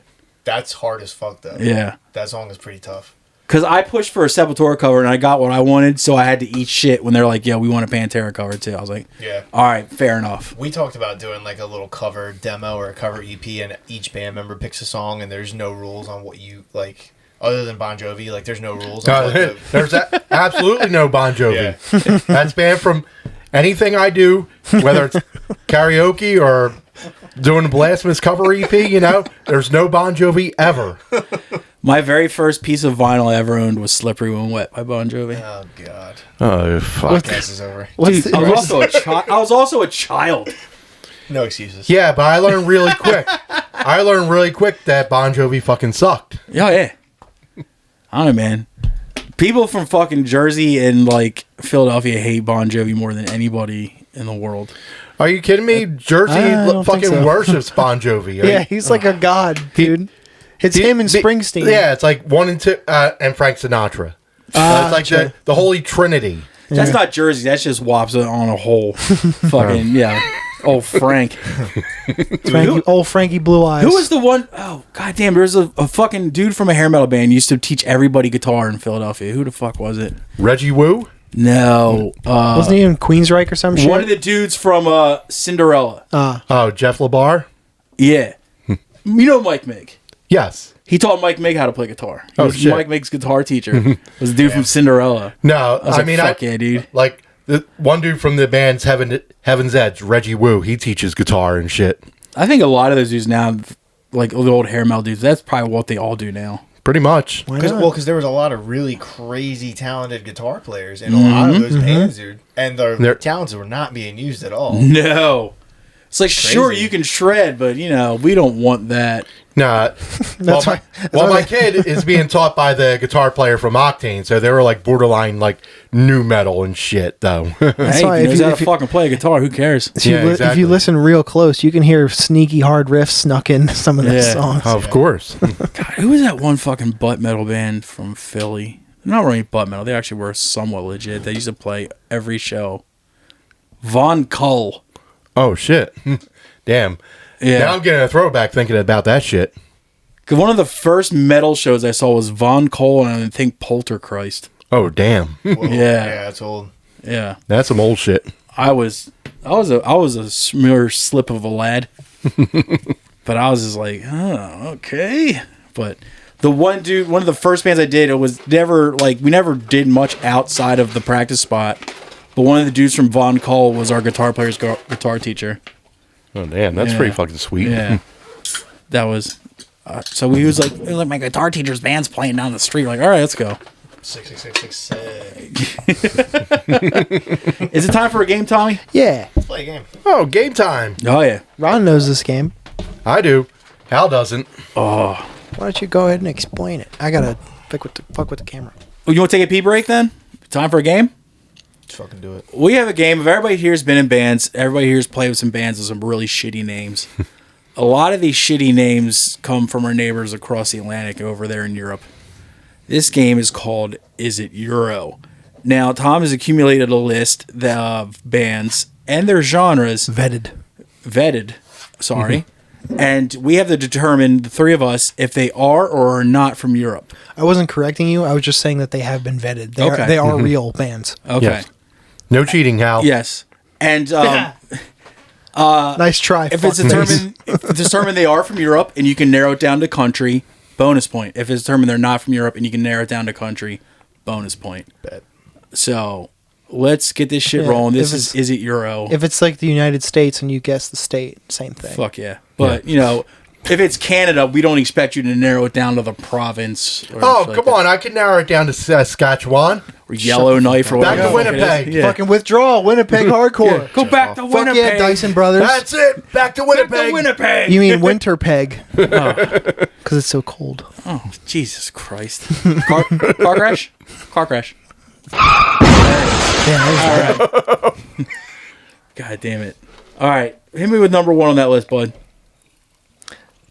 Bob Black Battlequake. Bob Black Battlequake. Ba. Ba like a sheep. Yes, Like Bah Humbug? like BA. B.A. Baracus? No, Not Bob Euro. Black Battlequake. Not Euro. Genre. Black metal. Bob Euro. Black Battlequake. Battlequake. Non-Euro. Non-Euro. I'm playing the odds and going Euro. Dumbass, they're not. Shit. Battlequake, European. I Couldn't think put that together. Before anything goes further, stop doing that. It doesn't work. This is why I don't gamble. He's gonna throw himself later. A, I'm broke. B, I love money so much. Because when you do gamble, you lose. I'm rarely correct. Rarely correct. Okay, not Europe. Not Europe. Bob Black Battlequake. Black metal. That fucking, Damn. the boss throwing me off. Right? No, like Bob Black. That sounds a little weird, but Battlequake is too cohesive of a Yes. Americanized type term to be Euro. And it's like capital B, lowercase a. Nothing. There's no punctuation, no nothing. Weird. It is weird. Did you listen to all these bands too? Not yet. Oh, That is reserved for the Is It Euro listening party, which can be found where? Patreon.com/IRRANDILL. $3 a month. Get you a bonus episode a week. And also we do these listening parties where we take the worst of the worst name-wise from these lists. Or best. And we sit and subject ourselves to listening to some of these bands. I'm Yeah. still waiting for my invite from the last time. You know what? We are due for another one. We are. Yo, I'll sign up and then like, yeah, I'm coming out. 'Cause Absolutely. Fuck yeah. We basically just sit in a room, drink beer, and listen to Damn. bands. So not much different than what we're doing right now. Yeah, exactly. We should- Cheers. Honestly, you find there's some gems. Not all of it's terrible. Shout out to Several Cocks from Mexico. That shit rules. I'll be fucking singing this band's praises for an end. He's Cocks. mentioned it on fucking 7 episodes The record already. is called Muerta Lente. It is so fucking good. Just super brutal, Several. like death. Several Cocks, dude. Not one, not two, Oh, but several. Several. That goes back to the other story that we were just talking about. Yeah, pretty much. That's Several true. cocks. The news story. But none of them match the statue. Saddest story. How many were stolen? Several. Right. Okay, they're not European. I will say they are from. Fuck, I'm going to Australia. Oh, okay. Wait, I this thought I won already because I said non-Euro. Well, yeah, but- so yeah, did yeah. I. But I have to say where, We okay. gotta But But narrow you it get down a bonus little points more. now if you can actually narrow it down. Yeah. You did Yeah, get this a is point. a competition. You did get Yes. a point. But you can get 2 if you play it right. I'm gonna go New Zealand. Does black metal even exist in Australia? Yes, it does. Yeah, why not? Yeah, they get winter down there. Come on. New Zealand Does is it ever not get dark? Australia. Yes, it does. I mean, I know the toilets run the other way, but yeah. there's way too many Simpsons references going on today. Don't worry, there's gonna be more. Brazil? Brazil, maybe? Okay. What did you say, Ron? Ron? I Oh, you said said New New Zealand. Zealand. Japan. Ooh, okay. Damn. Okay. That's way too much, like, good. You know, you said I kind of ruled Japan out because you said black metal, but that's not fair because there's a lot of black metal in Japan. Yes. A lot of black everything. metal. Yeah. Japan comes up quite a bit, too. Mangled whore flesh. Oh, that non-European. No. Give me a genre. Death metal / gore grind. Nope. Not Euro. Matter of fact, Thailand. You're probably right. Not Euro. Everyone gets that one. They're from Nebraska. Just a name like that. Just they're like some fucking teenagers in the fucking basement in fucking Nebraska. Mangled Horrorflesh. I feel like I've heard this band before, at least heard that name. That sounds really familiar. That I does thought come the up. same I've had to thing. duck Right. out of a couple of these and say, because I knew who the band was. Mangled Horrorflesh is from the United Arab Emirates. One day, it'll come up. Again, you think? I don't know. Oh, we did hit it once, yeah. Yeah. Did everybody answer? Yes. They're from Tullahoma, Tennessee. Oh, Okay, so I was wrong. They were in the States. He at was in least. the right country. Yeah, at Ron was least. closest. Right, okay. What did you say? I Ron said was Nebraska. closest. Nebraska. Yeah. Okay. Yeah. Is anything from Nebraska except 311? That answers it. Numbskull. Oh, I'm out. I'm out. Yeah, sorry. It's I- N-U-M. No B? No B. Oh. Okay, then it isn't what I'm alright, thinking. so You're we're thinking of in- the Japanese one, right? Yeah. Yeah. N-U-M. Numb. Genre, skull. please? Thrash metal. Ooh, okay. Okay. No. Europe. Europe. Yeah, I'm gonna go Euro because of the funny spelling. Let's go. Yeah. Nope. No. Ooh. Damn. Okay. All right. Can we guess where? Yes. Or, okay. That's the, yeah. If you fuck up the That's the first one, you second can still part. pick it up in the second. Okay. That's the Okay. second part of the entry, if you will. Numbskull, thrash. So not Euro, Not Euro. but it's thrash. Okay. All right. I'm gonna go Canada. Ooh, that might be a good one. I'm not gonna copy you, but You gonna prices right them geographically? Canada plus one. One loony. I'll go Texas. do we have to go all the way down to the state for US? If you I want say to. US? U.S. It makes You the prefer most it, sense. Yeah. Yeah. Come on. Let's go. Yeah, let's go. Let's go Texas. Let's go. Or excuse me. Let's go US and let's go. Let's go Ohio. Damn, I don't know if you're closer or Ron's closer. It's Illinois. Oh, Damn. We'll split the difference. We'll get a half point Yeah. there. There you go. what'd you say? I say Canada. Yeah. Illinois is pretty fucking close, Canada, and it's pretty close Depends to on what? Ohio. Depends on where in Illinois, though. Yeah, that's true. But I don't know where Winthrop Harbor is, but it sounds like it's I don't next think to a Great Lake. it's like a real place. I think Stephen it's King by made the that lake. up. Yeah. By the beach, boy. Plus, Okay, cool, plus, nice. we're to your point. We're all learned enough on this country that we can take a shot at a state. You know, At Yeah. a city, even. Yeah. Really. True. yeah, and that has happened before. Mm-hmm. Remember the Pretty much every time thrash comes up, I go California or Texas. Safe. Yeah, it's very safe. That's why I go about for it. about 70% of the boots. time. Yeah, Yeah. Disco Power Box. That's European. That's got to be a groove metal band. They're a thrash metal band, and there's no spaces in that name either. Disco. And- total Euro. Disco Power Box, and there's 3 X's on the end of that. Oh, gross. I'm gonna go Euro, and I'm gonna go Finland. They're from France. And what kind of metal? Thrash.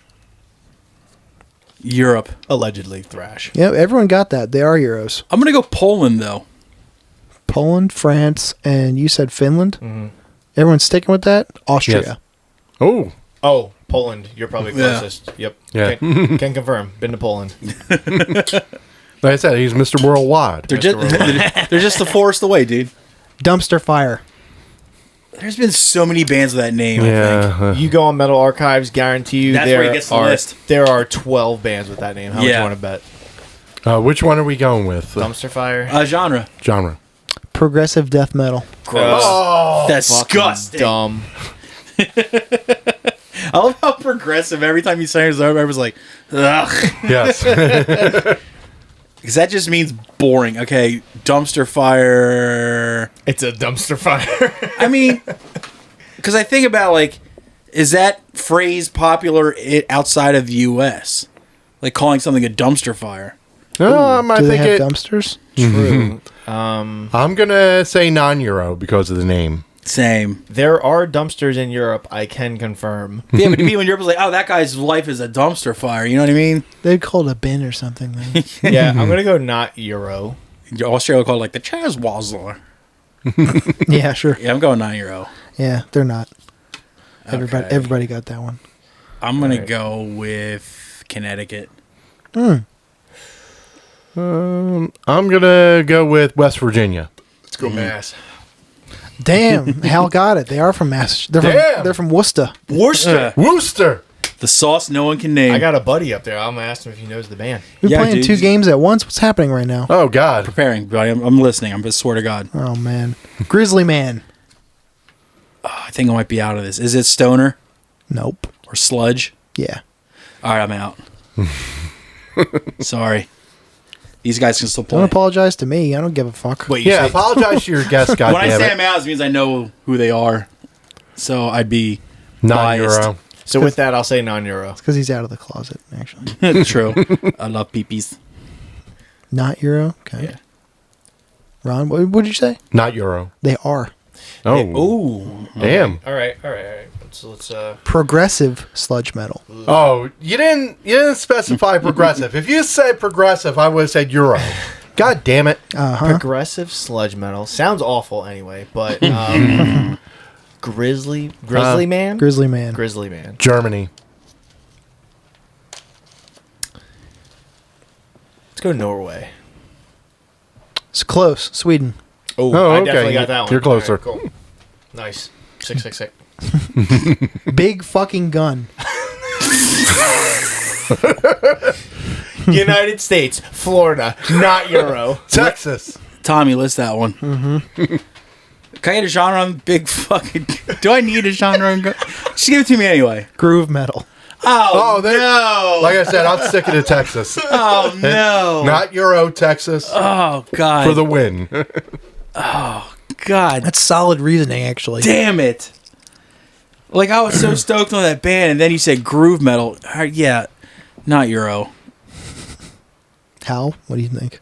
Is he Googling it? He is. No. I said not Euro. I said not Euro, United States, Florida. Okay. Fuck, that was what I was going to go for. Did everybody say not Euro? Yeah. Exactly. Everybody gets a point for that, but are you sticking with your answers? Yes. I am. They're Okay. from Russia. I didn't get a chance Very to pick wrong. where they Oh, were damn. from. No, I'm asking my friend if he knows Numbskull. The band from... What, was that the band from Mass? Numbskull? Yeah. No, they're from Dumpster Illinois. fire. Dumpster Dumpster Fire is Fire. from Worcester. I'm listing this one for sure. Oh, God. This is bad. The Forrest Gump Mile High Marathon. What? Did Forrest Gump fuck in a plane? God Hey, damn. fuck Jenny. What? Yeah, but then we got AIDS out of it, too. Well, when Robin he got Wright. the money from the shrimp company, you know. That's true. He was able to go to the Mile High Club, so. I banged Jenny on the plane. I got AIDS. On the fly. Forrest Gump Mile High Club. No. What? What are you saying? The Forrest Gump Mile High Marathon. Oh, I'm sorry. That was so far off of what I just said. It's not at all. Smoker. What's the genre? Slam. Oh, God. Ooh, not Euro. I'm going to go not Euro. I'm going to go Euro. Dennis and Hal get that one. Okay. Okay. All right. They are not.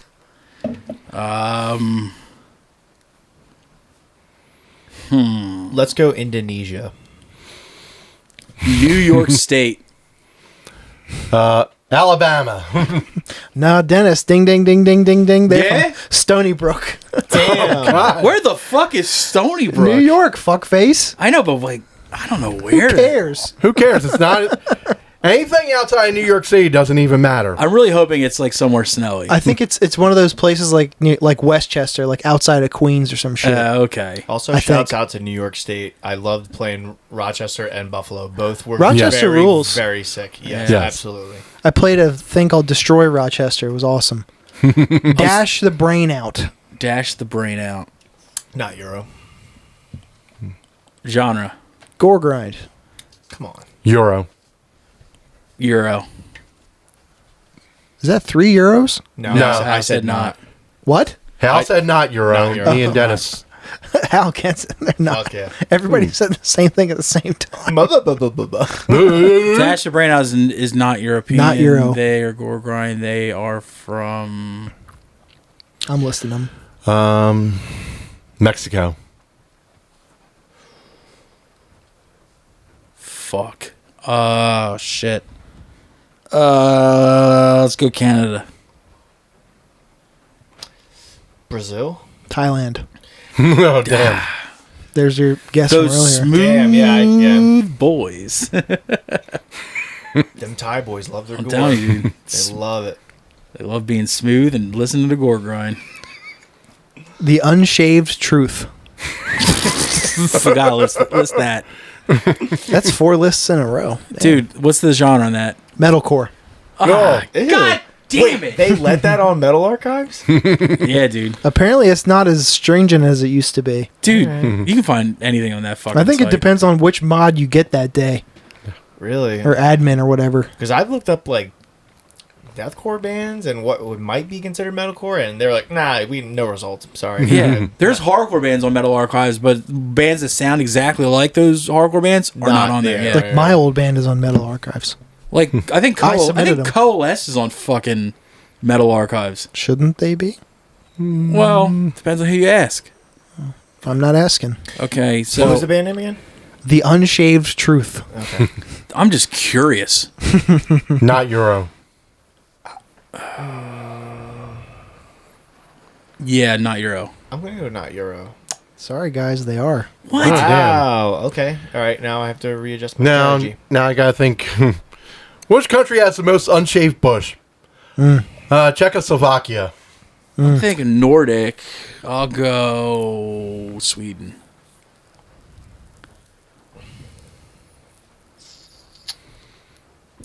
Let's go Poland. Close again. Austria. Oh, Ooh, damn. okay. Bitch, dude. All right. Austria's coming through, dude. All right. That's 2 in one game, yeah. I found this band on TikTok, actually. Oh. Okay. Wanted Turtles. Like I like just, turtles. ta-da! And they're wanted. So, like, is somebody like, I want turtles, or like the turtles like on the run from the wall? I think it's the latter. Okay. Turtles Damn. are on ladders now? That's crazy, dude. What was? Do we say the genre? Stoner / psych / rock. Psych! Like psychedelic. Let's go non-Euro. I'm gonna go non-Euro too. Fuck it, Euro. They are Euro. Damn, Fuck. Dennis. Okay. Psychedelic and stoner. I'm going to go with Ireland. I'm gonna say England. Think sad white people. Honestly, that's just Europe in a fucking nutshell. Scotland. Oh, we're going all the same region. seriously. Scotland. Belgium. What? Oh. Didn't even have You turtles said there? England, Scotland. What'd you say, Dennis? Ireland. I'm closer. We covered like a 50-mile radius. Pretty much, yeah. Yeah, you're barely closer, dude. I saw Let's go for the Price is Right thing. Yeah. Closest without going over. Yeah. $1. Yeah. We Knew John Doe. Oh, God. I know this is going to be some awful subgenre. Yeah. Was it metalcore or deathcore? It's both. Oh! Metal deathcore? It's actually metalcore / melodic death metal. Oh, God. When did the band split up? 2006. Somebody else suggested to do Years Active, but I haven't done that far. Highly recommend for the next go. Oh. That helps paint a picture. I don't- What? Give me the name again. I'm sorry. We Knew John Doe. God, that screams Hot Topic years for me, man. I'm going non-Euro in this one. I'm gonna go non-Euro. Non-Euro. They are. Damn. What? This is a tough one, huh? This Yeah. game is Honestly, fucking you know up how much I everybody. was gonna go say? I was gonna say North Carolina faster than I've ever said anything in my life. I was real close. I was thinking like that could be a Virginia metalcore band name Right? for sure. Yeah, Virginia, Carolina, Bible Yes. Virginia down to Georgia, like Yep. that's that Anywhere area. down in there. Yep. they're Chattanooga. Bunch of sister fuckers and Yeah, shit. but they're fucking European. Yep. Holy Damn. shit, dude. Damn. Goddamn, where's incest best in Europe? Come on now. Luxembourg. Let's go Luxembourg. Prague. Hungary. Wow, Prague's never come up. Hungary. Dennis nailed it with Luxembourg. Word. Holy shit! What? About time. Brother. Dude, that shit is God like damn. that shit is like 4 miles wide. They have bands. I have one. At least. They have a couple actually. Yeah, and they all share members. Same drummer. There's actually only one drummer in all of Europe. The Dead Fucks. The Dead Fucks. Thrash? Punk. Stoner / Doom. Huh. And Fucks is spelled Fuks. Oh, okay. I thought it was going to be FUX. Nah, they went a little. I'll say not European. I'm going to go not Euro. Not Euro. Correct, everybody. With a name like that, they're from Georgia. Birmingham, Alabama. Charleston, South Carolina. South Carolina. Canada. Oh, damn. The South Carolina of the North. It's true. Yeah. Chubby. Blah. Hold on. Chubby, thunderous, bad Kush Masters. Chubby, Thunder's Bad Kush Masters. Mm-hmm. I'm going to go out on a limb here. Say it's Stoner. It is that. Yeah. Okay. A lot of stone. Context clues. Chubby, Thunder's something Kush Masters. Chubby, thunderous, bad Kush Masters. Bad Kush. Bad Kush. Not the good Kush. Where they got that bad Kush at, son? Delaware. Solid argument. Not Europe. Not Euro. I don't think Euro. Sorry, they are. Euro. Oh, damn. What? All right. This Well, is what's probably the such- toughest Wow, dude. game so far. This is Yeah, tough. yeah. The score is very low. I gotta say. It was a winding road of things here. They're from Portugal. Spain. Wait, no one's chubby in Spain. Yeah, dummy. Germany. Who has fat people in Europe? There's really Germany? not. I can't confirm. Not there's, many. There's not a lot of fat people at all. Ah, fuck it. I'll stick with Spain anyway. United Kingdom. Yeah. True. That's where the fat people are. True. That Yes. I can tell you. The corpulent, if you will. Yeah, a lot of potatoes. The mushy, if you will. The bangers and mash. Exactly. Speed, kill, hate. Oh, There's there a Not- period after every single word. Nope. There's no I was thinking punctuation. the same thing. Oh god, what was that one band that had that? It was like something stupid like that. And there's a period after everything. Dry, kill, something. Ugh. Is it groove metal of some sort? Thrash. Oh, I hate them. I Not hate Euro. them so much. Speed was the first one. The first part I of hate the them name. so fucking much. Not Euro. I don't think Euro. Not. Yep, everybody gets it. They're Yeah. not. they're from Jersey. I think it. With a name that bad, they're from Jersey. What was the name again? Speed, kill, hate. I'm gonna go. I'm gonna go NYC.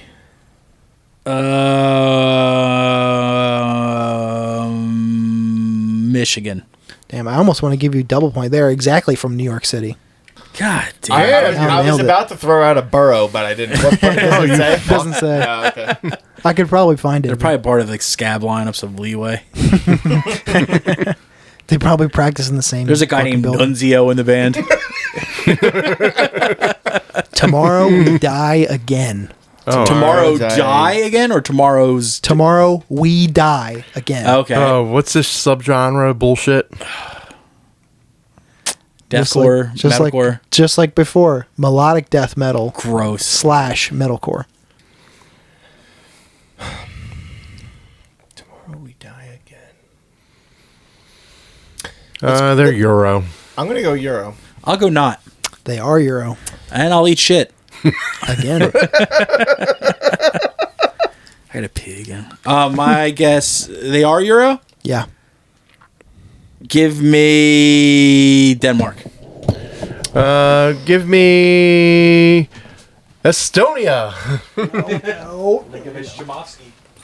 Estonia, Denmark. Holy shit. Actually, you know what? I'm changing it to Belgium. Russia. Russia's not Europe. Oh, I said Europe. Sorry, I forgot what I said.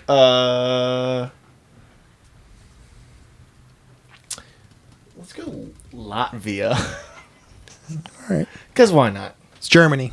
Ah. Oh, damn it. I think I was closest. Ron was No, super I was close. closest because Belgium borders It touches You said Germany. Belgium. I don't remember what anyone said. Between Germany and France, right there. Yeah, The right there. little purple guy. Little purple nurple. I've done Poland, Germany, Czech Republic, Denmark. Copenhagen was sick. And where else? I think it's it. Where was it? Germany. Goddamn Germans. Their fancy cars. Yo, has everyone seen that Cybertruck? I think it's so goofy looking. It's so terrible looking, dude. I can see Johnny Mnemonic driving it. Alright, what's next? I gotta get this shit out of my head. Trauma tumor. TROMA? Like the director. Oh, damn. Trauma tumor. So they like trauma films. Genre, please. Technical, brutal death metal. I'm going to go not Euro. I'm going to go Euro on this one. Not Euro. They are not. Indonesia.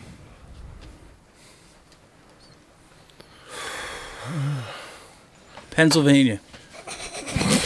Wait, isn't trauma fucking like New Jersey? New Yeah. York. Yeah. This is like Long Island City. I Fuck think. it, I'll stick with Maryland. Pennsylvania. I'll stick with Pennsylvania. China. I think I was damn. closest by default. Damn. One of my first Chinese bands in a long time. Yeah, we haven't. Are they allowed to have music there? I was going to say, I don't think I've really heard many Not many. bands No, from no. China. All I right, don't think they're allowed to leave China. we got 3 more. All right. Okay. Ditto head. Okay, you're gonna have to spell that one. DITTORE head. Ditto Rehead? Sure. Didgeridoo? What the fuck, dude? This is not... List that just because I'm curious. All right. Genre? Thrash. Ditteryhead.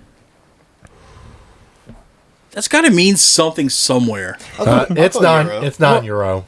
Well, Ditto Head is a fucking Slayer song. Yes. There's a sick break in it too. Mm-hmm. Fucking rules. Was that Bostaff or John Dett? Oh, that was Bostaff. Yeah. I love that fucking song. I'm going to go Euro. The fucking music video with all these kids crawling out of the wall. Non-Euro. What was your answer, Ron? Not Euro. They are not. Oh, fuck. All right. Let's see. I'm going to say Australia. They are not Euro. Colombia. Shh. Mexico. The Maldives. Son of a bitch. Where the fuck is that? I was just about to say, what the fuck? Son of a bitch. That was like my joke answer for the longest That's time. on like little island. It's under India. Yeah. Oh, okay. Yeah, it kind of is. Yeah, That I was see my it now. joke answer for the longest time, and then he finds a way to fucking actually bring it in. Well, you got Well, Luxembourg. that's what Yeah. you get for not taking the game seriously. I got too comfortable, didn't I? Uh-huh. My little ivory tower. DEFCON 1. Isn't that what fucking Kanye said? He said DEFCON That's 3. 3. But I remember him saying DEFCON instead of DEFCON, which it's supposed to be. He's a genius. All right, DEFCON 1. Mm-hmm. Genre, please. Thrash. God damn it. Not Euro. Euro. Euro. They're not. Fuck. Yes. DEFCON 1. Madagascar. Ooh. There's penguins there. The Penguins of Madagascar. There's zebras, too. Zebras in America. Spelling, please. Death, DEATH. Mm-hmm. Death, con, CON. Mm-hmm. The number or Number 1. number? Death, con, 1. Turks and Caicos. Let's go Texas. What was your answer, Ron? It was so long ago. You're so good at this game. Madagascar. Ah, that's right. Illinois. Hell. Same Damn. thing. All right. Yeah. All right. Madagascar, Illinois, same shit. Same Last one. thing. Last one. Okay. The cum shots. Oh, non-Euro. Fuck yeah. Non-Euro. Genre. Death and roll. Death and roll. Oh. Hold on. Euro. Hold on. I'm changing into euro. Euro. Same Euro. They are. Good thing you guys did that. I bet Yeah. we're all gonna answer. We're all gonna answer. Who the wants same to thing. pick Sweden? Who wants to pick it? Who wants to pick it? Right here. I'm taking Sweden. I need this W. Sweden. All right, then I will somewhat play the odds and go Norway. No, I'm saying Sweden too. Can I pick the same thing? Yeah. Am I allowed If you want to. Yeah, Sweden. Well, they are from Norway. Yeah, way! No fucking way. That brings us to a tie. Does do you think? Oh, shit. Do you think Death and Roll exists outside of that area? Yeah. Not really. Not in a good way. Oh, yeah. Well, There's the Mission from the UK. well, remember, And, like, other good Carcass did bands. that shitty Death and Roll album, so. Yeah, it was really bad though. There's bands that have like implemented it at least loosely into the style Yeah. that have been pretty good. I love the Entombed Death and Roll records. I don't give a fuck Do we what get, anybody says. how do we settle a tiebreaker? Who's the tie with a between? tiebreaker. Oh, Who's the fuck tie yeah, between? here we Ties between you and Hal.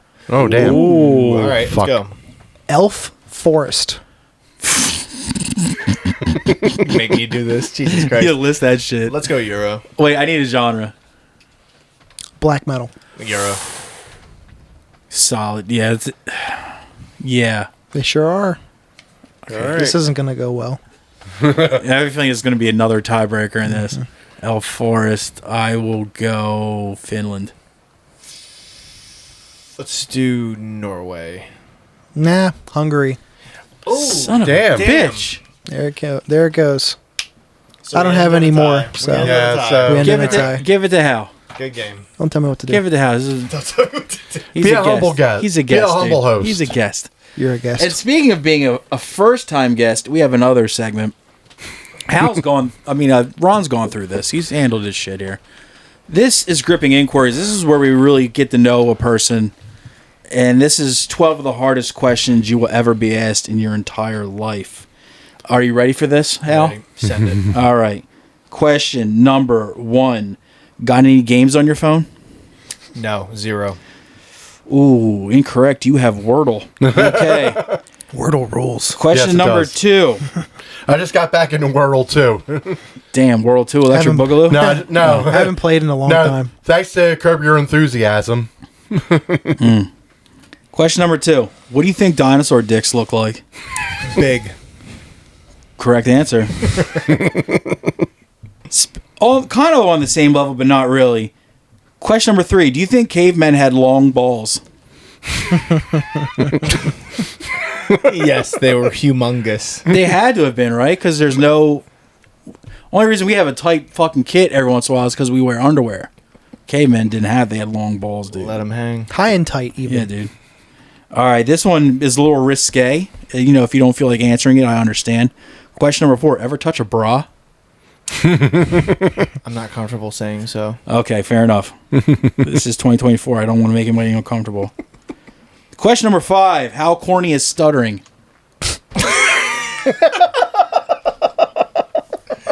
Corny like on the cob. Oh, incorrect. The answer is actually... All right. He does it again. Now this next one's a little bit of a thinker, but I want you to really think about your answer here. Should people with sensitive teeth stop being so mean to their teeth?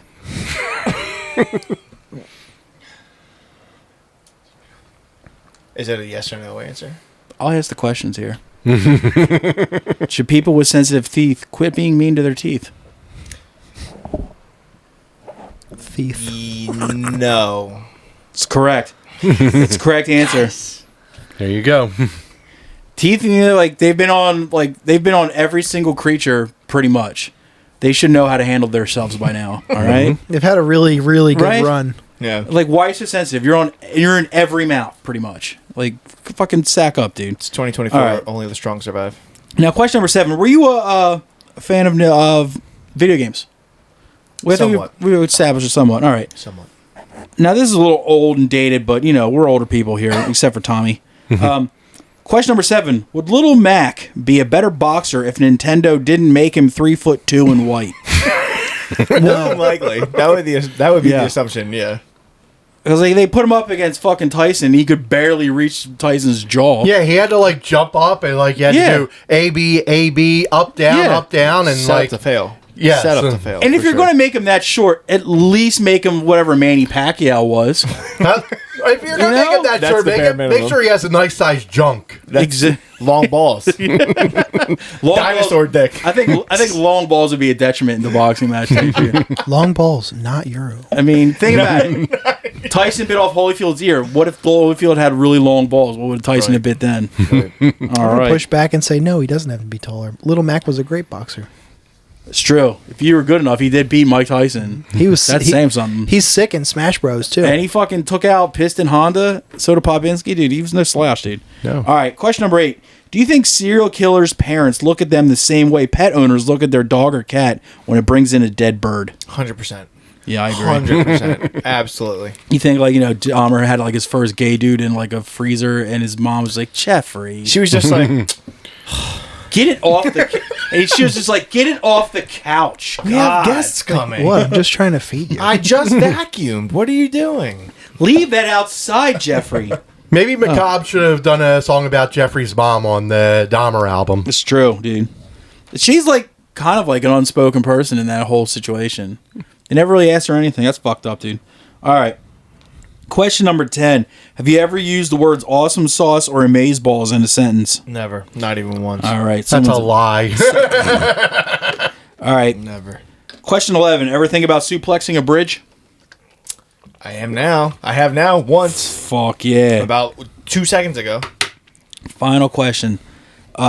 Finish this Drake lyric. Raining blood from a lacerated sky. Bleeding its horror. Cheating my structure. Now I shall. But it's a Drake lyric? I can't. I'm going to answer this and say whip out my dong and record it on a cell phone. That's actually a correct answer. Yeah. Yep. Damn, you should thank Ron for that. Yeah, Drake, shout out to Drake's churro dick. Yeah, that was the that was my phone a friend for this round. So Tom, what does that sound like to you? Perfect. Perfect score. Ah, damn, dude, you fucking nailed that shit, dude. Damn. You joined such fucking distinguished people people as Ron Kaiser over here. okay, Blasphemous Yeah. himself. Honestly, the only person that's ever failed the gripping inquiries is Lennon from Gridiron and Scarab. All right. I don't even remember why I failed him. I just felt like it. I was a silly goose that day. Because you were being yucky that day. Oh, fuck. What's next? You are a silly goose. I am a silly goose, dude. I'm the silliest of geeses. It's homework time. Oh, it's homework time. Okay. I did some homework. I did. Nice. I forgot to send it to you guys. Yeah, you wanted me to get an F, motherfucker. Yep. No, we got it. I do. I sent it to you to fail. I think Tommy probably gave it to you then. Yeah. I'm a prick like that. I gotta look at my. Every week, Tommy and I assign each other a record and a comedy special or 2 records to report back on the next week. And when we have guests in, we ask them to recommend stuff to us as well. We take an objective listen to it. Yes, and we have to sit down and listen to the full thing and no excuses and report back on it. Last week we had Philly stand-up comic Maeve Hennessy. that's correct. And do you want to get into what she brought, buddy? Yeah, sure. All right. Now, we do have to sit and listen to the albums, but I was not going to sit with an entire season of television. I did not. Yeah, I didn't do that either. I don't didn't have do that that. kind of fucking time on my hands to I watch pick- the whole first season of Fleabag. I actually picked up a lot of side work, and I don't have much either. Oh, quit bragging. But let's start with the record Titanic Rising by Wise Blood. Yeah. Wise, I Do you don't want me know. to start or do you want to start? You start. First, I was like, God, this band name is fucking stupid. But then I was like, 10 out of 10. Shout out to the occasional outer space parts. It's my cheat code. Girls singing, just like soft music, I said chill as fuck. I was like, dude, I'm in. strings, drums, beautiful voice. What's not to like? Yeah. I said Karen Carpenter singing for an ensemble rock / alt band in space. Can't believe it took 9 songs to get to that song Picture Me Better. Wow. I also dig that the last song ended how the first one started. I gave it a 7 though. I appreciate you giving a shout to fucking Karen Carpenter, dude. She sounds just like her. She fucking rules, dude. Shout out to my girl Karen Carpenter, dude. You guys listen to it? I did. I got about halfway through it. It started slow for me. It felt like 4 of the same song to start. So I didn't make it as far as the song that you called out there at the end. But so I should probably go back and listen to it. But I also wasn't quite in the right headspace at the time to appreciate it as much. But I didn't hate it. I did think it was kind of like if you took a mix of like some of the slower ABBA, less poppy ABBA songs and like more chill Fleetwood Mac songs and mix it together with like a really in the pocket voice. Well That's said. kind of where it sat. But I mean, it was good. It was chill. I could definitely see myself like maybe throwing it on like during some chores, just like real chill, like laid back stuff. But yeah, I was driving. It was good. Yeah, that's definitely one of those bands where it's got to be the situation has to require it. There were a lot of like small kind of minute key changes throughout that I was like, ooh, that I didn't expect that to come, but it was good, and her voice is obviously incredibly soothing and very good. Yeah, It was a great like post work, fucking just like defrag from the rest of the day. Yeah. Yep. Before the guests that we were going to have on, before these guys had to jump out, one of them was excited because that record was her album of the year that year that it came out. Oh, okay. I could see that sitting really, really well with a good crowd, you know. Yeah. Do you want to do the other one? This is going to be short. JPEG Mafia, scaring the hose. My review is I'm good. 0 out of 10. I'm sorry, like Pussy. rap music does nothing for me. Nothing clicks, nothing like catches me. And if I were to like seriously sit down and break down like the songs and like the music and shit like that, I'm completely uninformed and not smart or versed when it comes to that style of music. So I'm not going to say anything about it because I would just be talking out of my ass, which honestly, normally that's how we made a podcast this for so long. But yeah, it's just like, I would just be a disservice to people that actually enjoy rap music. So yeah, I'm good. But at the beginning of the song, just like the little like voice sample or whatever the fuck it was kind of funny. But other than that, I was like, I'm good. Good review. Yeah, I was like, I'm good. I would say the samples were really interesting. So I am a big Danny Brown fan. I like Triple X a lot. Old. Those like I was listening to those in a time that they sat really well with me. So and I hadn't actually purposely listened to them in a while. So this was actually kind of cool, and I was really interested in this one. And I thought it was strange and a bit atypical as far as the sounds and the samples and all of the backing music, but his voice and his like the way he placed all the verses sat, I think, kind of well with it, to where it was so strange and weird that I was intrigued the whole time. I was like, what's coming next? I literally have no idea.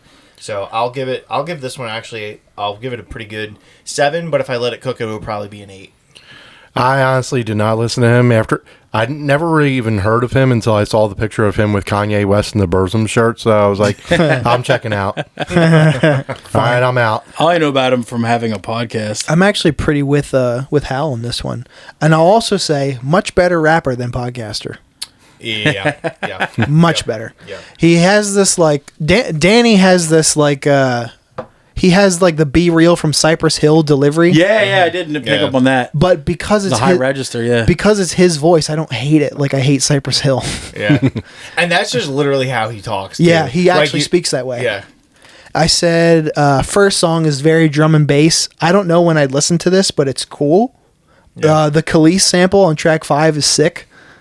From the Milkshake song. Mm-hmm. Yeah. Callous, baby. It's Khalees. Is it? Yeah.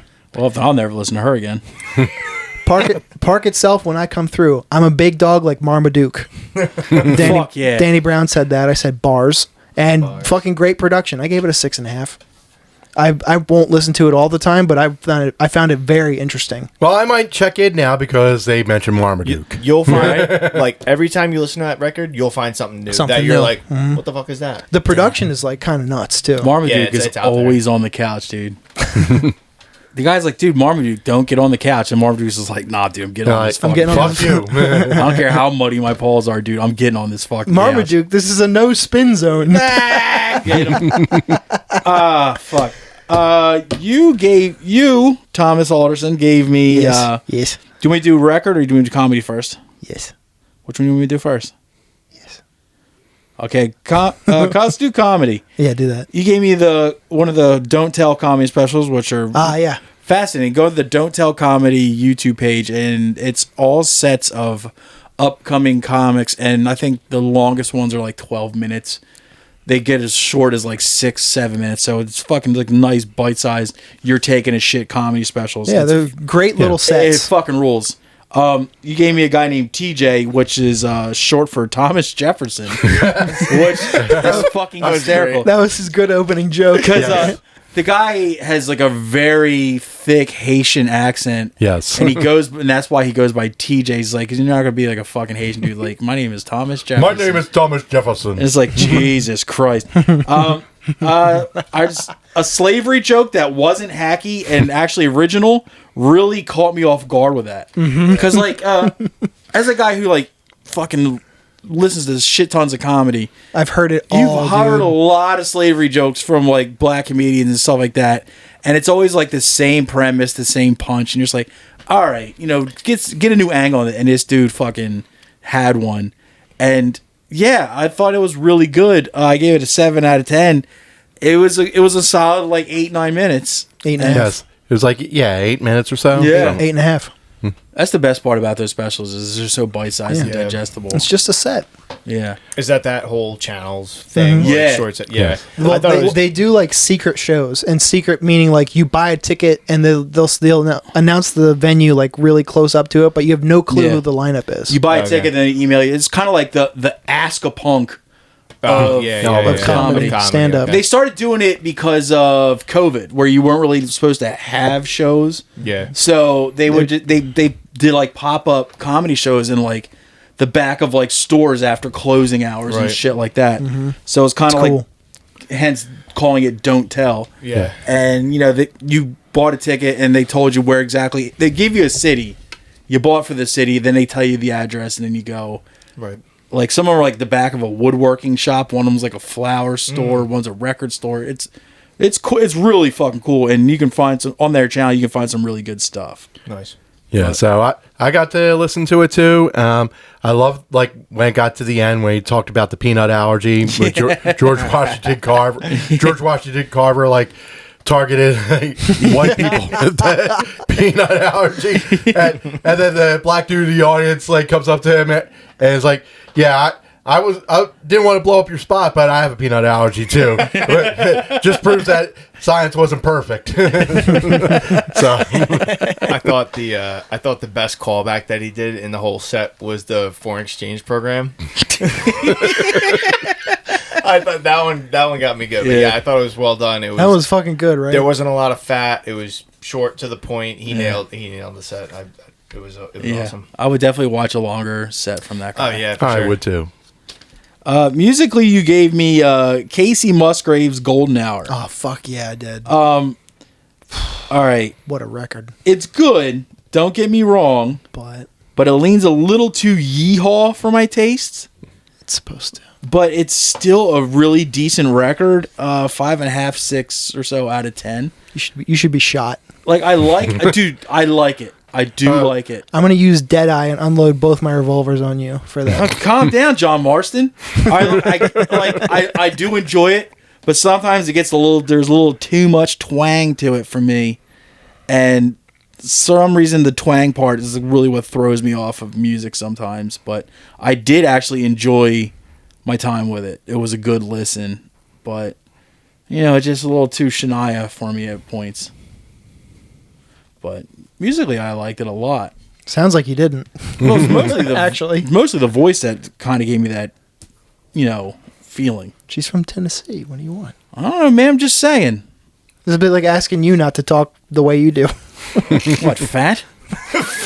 You talk fat boy. I talk fat. Pepperoni falls out of my mouth every time I speak. Yeah, All right, there, hoagie mouth. exactly. Pretty much. I didn't actually get to this one. I ran short on the rest of them, so I didn't get to the Casey Fair Musgraves enough. or the Yeah, pitch. I got a little bit into rival schools, but Oh yeah. You all right, bud? You having a Mitch McConnell moment? No, I'm thinking of the lyric I love. from that Space Cowboy song. Fuck, that song is Some devastating. people call me Maurice. That song's fucking dumb. I was gonna say What a hack fucking The next reference. words out of my mouth Die. are gonna be "Shut the fuck up, Dennis." Thank you so much for that. I feel vindicated and better. I only know that song because of The Simpsons. Terrible Yes. band, terrible song. Some people call me Maurice. Ugh. I'm killing myself later. Oh, fuck. Should I go now? Yeah, because that's all that's left. Okay. I'll start with the shorter one. That's Pedro the Lion, the EP Progress. All I've ever seen, are Pedro T-shirts. They're a huge like T-shirt band to me. I don't know what I ever expected his voice to sound like, but that wasn't it. I wonder if he was ever reelected. What? And What? for this style of slow, Oh, I get it now. this style Way of, be on board there, Dennis. man. I got it. It got me eventually. for this style of slow emo, definitely no parts screamo. I usually hate this kind of stuff, especially slow singing motherfuckers, but this is okay. Yeah. I liked it. 6 out of 10. Yeah. It's all right. It was digestible. You like the song about a girl committing suicide by jumping off the roof of a hospital? I almost never hear lyrics. Oh, They have to be like so good, good. because that's some real vein opener shit that there. I don't subscribe to that kind of mentality. Oh, shut up. God, you're boring. I think the person who wants to die is boring. What are you running from, scaredy cat? I don't run from anything because I don't like running. You're kidding. Mm-hmm. Well, my other did anybody else listen to Pedro? I did not. No, I didn't. Poor Pedro. Yeah, poor Pedro. I didn't reelect him. I don't Pedro's vote. not my president. I don't vote. The other record you gave me was Pedals by Rival Schools. Going in, I was familiar with this band, but not this record. I think it's great. When it comes to girly rock music, I prefer shit like this. Eyes Wide Open is a killer riff / jam, Yeah. and so is Shot After Shot. Yeah. I can't even pick a favorite part of the record. It's well balanced from start Yeah. to finish. I gave it an 8. Yeah, I only got maybe 3 songs into it, but definitely was like, damn, my girl would like this a lot. And I was listening to it and I was like, I like this a lot too.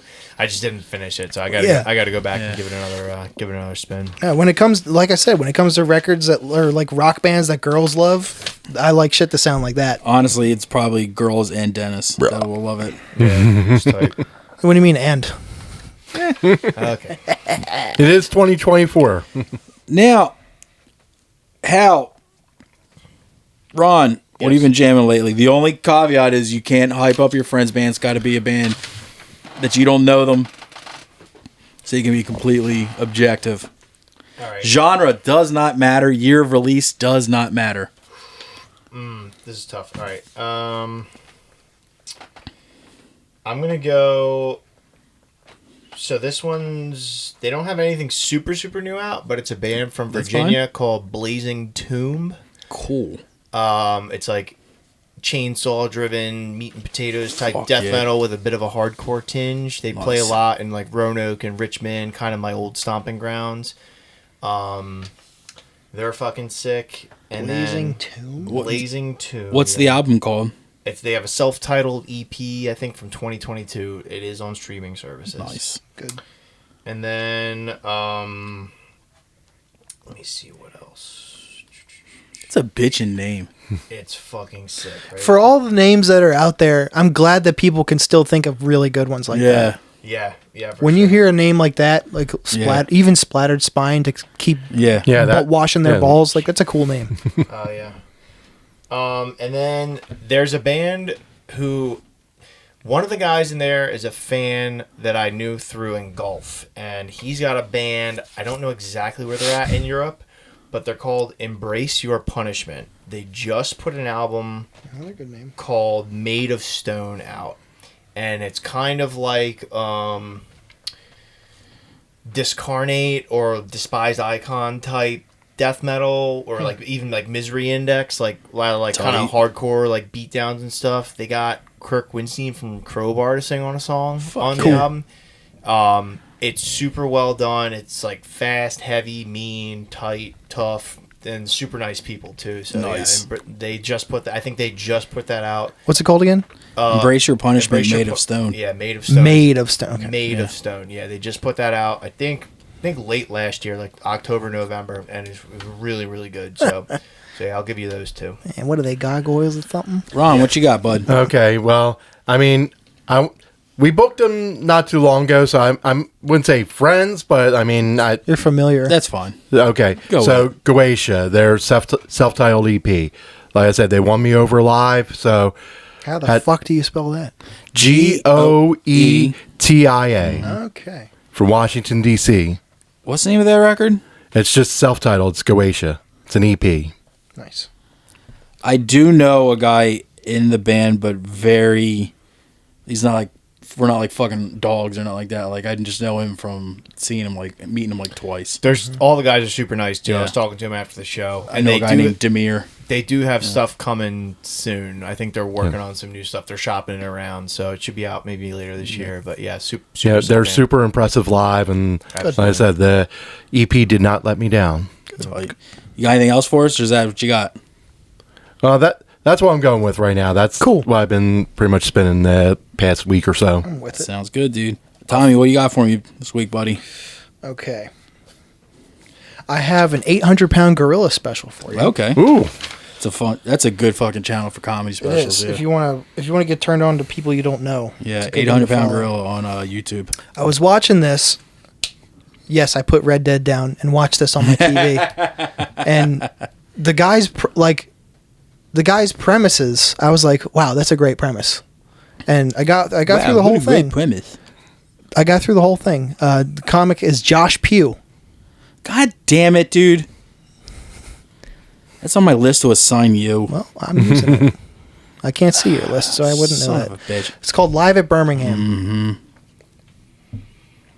And I'm going to give you a record. Well, it's a compilation, but Oh. so be it, because their releases are so fucking hard to find. You've talked about this. You're a fan of killing yourself, right? Or the concept of it? I mean, I've never successfully. I've never successfully done it, but not due to lack of trying. Sure do talk about it a lot, though. I do. Well, this is a New York hardcore band that doesn't get talked about enough. Neglect. It's Neglect. Mm-hmm. And it's the complete Don Fury sessions. Oh, I cannot stop listening to it. dude. We'll definitely check Shout out that to out. Definitely. Hang In There. That song's bars, dude. That and Horrorstruck are like my jams, dude. Mm-hmm. Every, Huge fan of this band. I've heard maybe in, let's see, I've been listening to this shit half my lifetime now. 5 people mention this band. They're one of my favorites. I love Neglect, dude. They don't get talked about enough. The song Always Losing is one of the hardest songs ever, dude. You can say that about all of their songs, though. They are ridiculous. But for the listeners especially, the complete Don Fury sessions is on Spotify. It's like fucking 30 songs or some shit. Yeah, you know what's weird about that band though? You know how like a band will break up and like the members will go out and do other things? You didn't hear shit about the members of that band after that band. Except for the drummer played in Madball on one record. Yeah. But other than that, everybody else just kind of just disappeared. You're like, what the that's just weird as shit to me when that happens. This week, what do I got for you? Let me check my master list here. All right. Your list here, what I got here is a special that came out in 1995. So this is one of the first specials I fell in love with. It's by a man you've, of course, heard of named Jon Stewart, and it's called Unleavened. It is available on YouTube. If you cannot find it, I will send you the link. And as far as albums, on the John... I do love Jon Stewart. There is dated material. It's definitely dated in spots, but it still holds up. You mean a special from when I was 4? It's dated? Were you even Are born? you kidding me? I was born in 91. I mean, shit, I was like Not bragging. 16. So yeah, you were probably like 2. And the record I got for you this week is a band called King Woman. I know They're King so Woman. good. And the album is called Created in the Image of Suffering. They're so good. I love that band. Yeah. I don't really know how to properly explain it to you, so I'll let you go in blind. I know who they are. Let you Where are figure they it out. I honestly don't know. It's somewhere Here in and Northern Europe. No, it's somewhere in Northern Europe. Since Ron only did one, can I Poland. do another one? Yeah, why not? Final resting place. I think we know dudes in the band. I don't know if I we're do. allowed Are to. we not allowed to do people we No, know? we can't be objective. So Well, I don't know them, and it's good. So We'll Put shout it them in. out then. yeah. Everybody check that out. What's the name of their fucking thing they just dropped? Do you anybody know off the top of their head? I know it's fucking brand spanking new. Prelude to Extinction. By Prelude to Final- Extinction by Final Resting Place. It has the blue and yellow cover, doesn't it? Yes. Yeah, with the really bad font. It's cool. When Tyler was in here, he was talking about Yeah, it that's too. right. Yeah. The year on it on Spotify is 1995. I don't know why it is, but it says that. But it sounds like it could be 1995. You know what's funny is like the album cover and shit does look does. 1995. They must have. That had to be on purpose. Oh yeah, definitely, dude. And I love every. I love bit that. Of it. Yeah, that Love it does rule. All right. Sick. We got anything else, Tommy? Check out patreon.com/Earendil. $3 a month gets you extra episodes and a bunch of other goofball shit. Oh, we got to plug Blasphemous one more time. Yes, we do. Not that there's really much to plug because we're going to be recording at the end of the month when this episode airs. Death Sculpted. Yeah. Where can they follow you guys? Well, Blasphemous. We can follow us on Facebook, Instagram, all that bullshit. I think it's at Blasphemous Philly, right? Yeah, for Facebook, and then I think it's like Instagram is Blasphemous/official. You know. Yeah. It is Blasphemous official. Yes. Yeah, and Bandcamp is Blasphemous Philly, I think, as well. So. And then Death Sculpted is at DeathScultedPros on Facebook, Instagram, and then that's our Gmail too. So. And EngulF is what at EngulfDM. Yep, EngulfDM on Instagram. So We will link that shit in the descriptions. Everybody, go check that shit out. Boys, thank you for coming down. Thanks for having us. pleasure. Always a pleasure to have Anytime. you guys. Anything else, Tommy boy? All right, hit that intro music. 上一次见面忘了是什么时候，我们一起坐着闲聊着过去以后。如果能够预知将来，我一定要重走。学会珍惜时间，让失去的再次拥有。家里的地已经栽上了樱桃，孩子的孩子也已经上了学校，只是那年的指缝似乎没有今天温柔。又或许那年的我太习惯等候。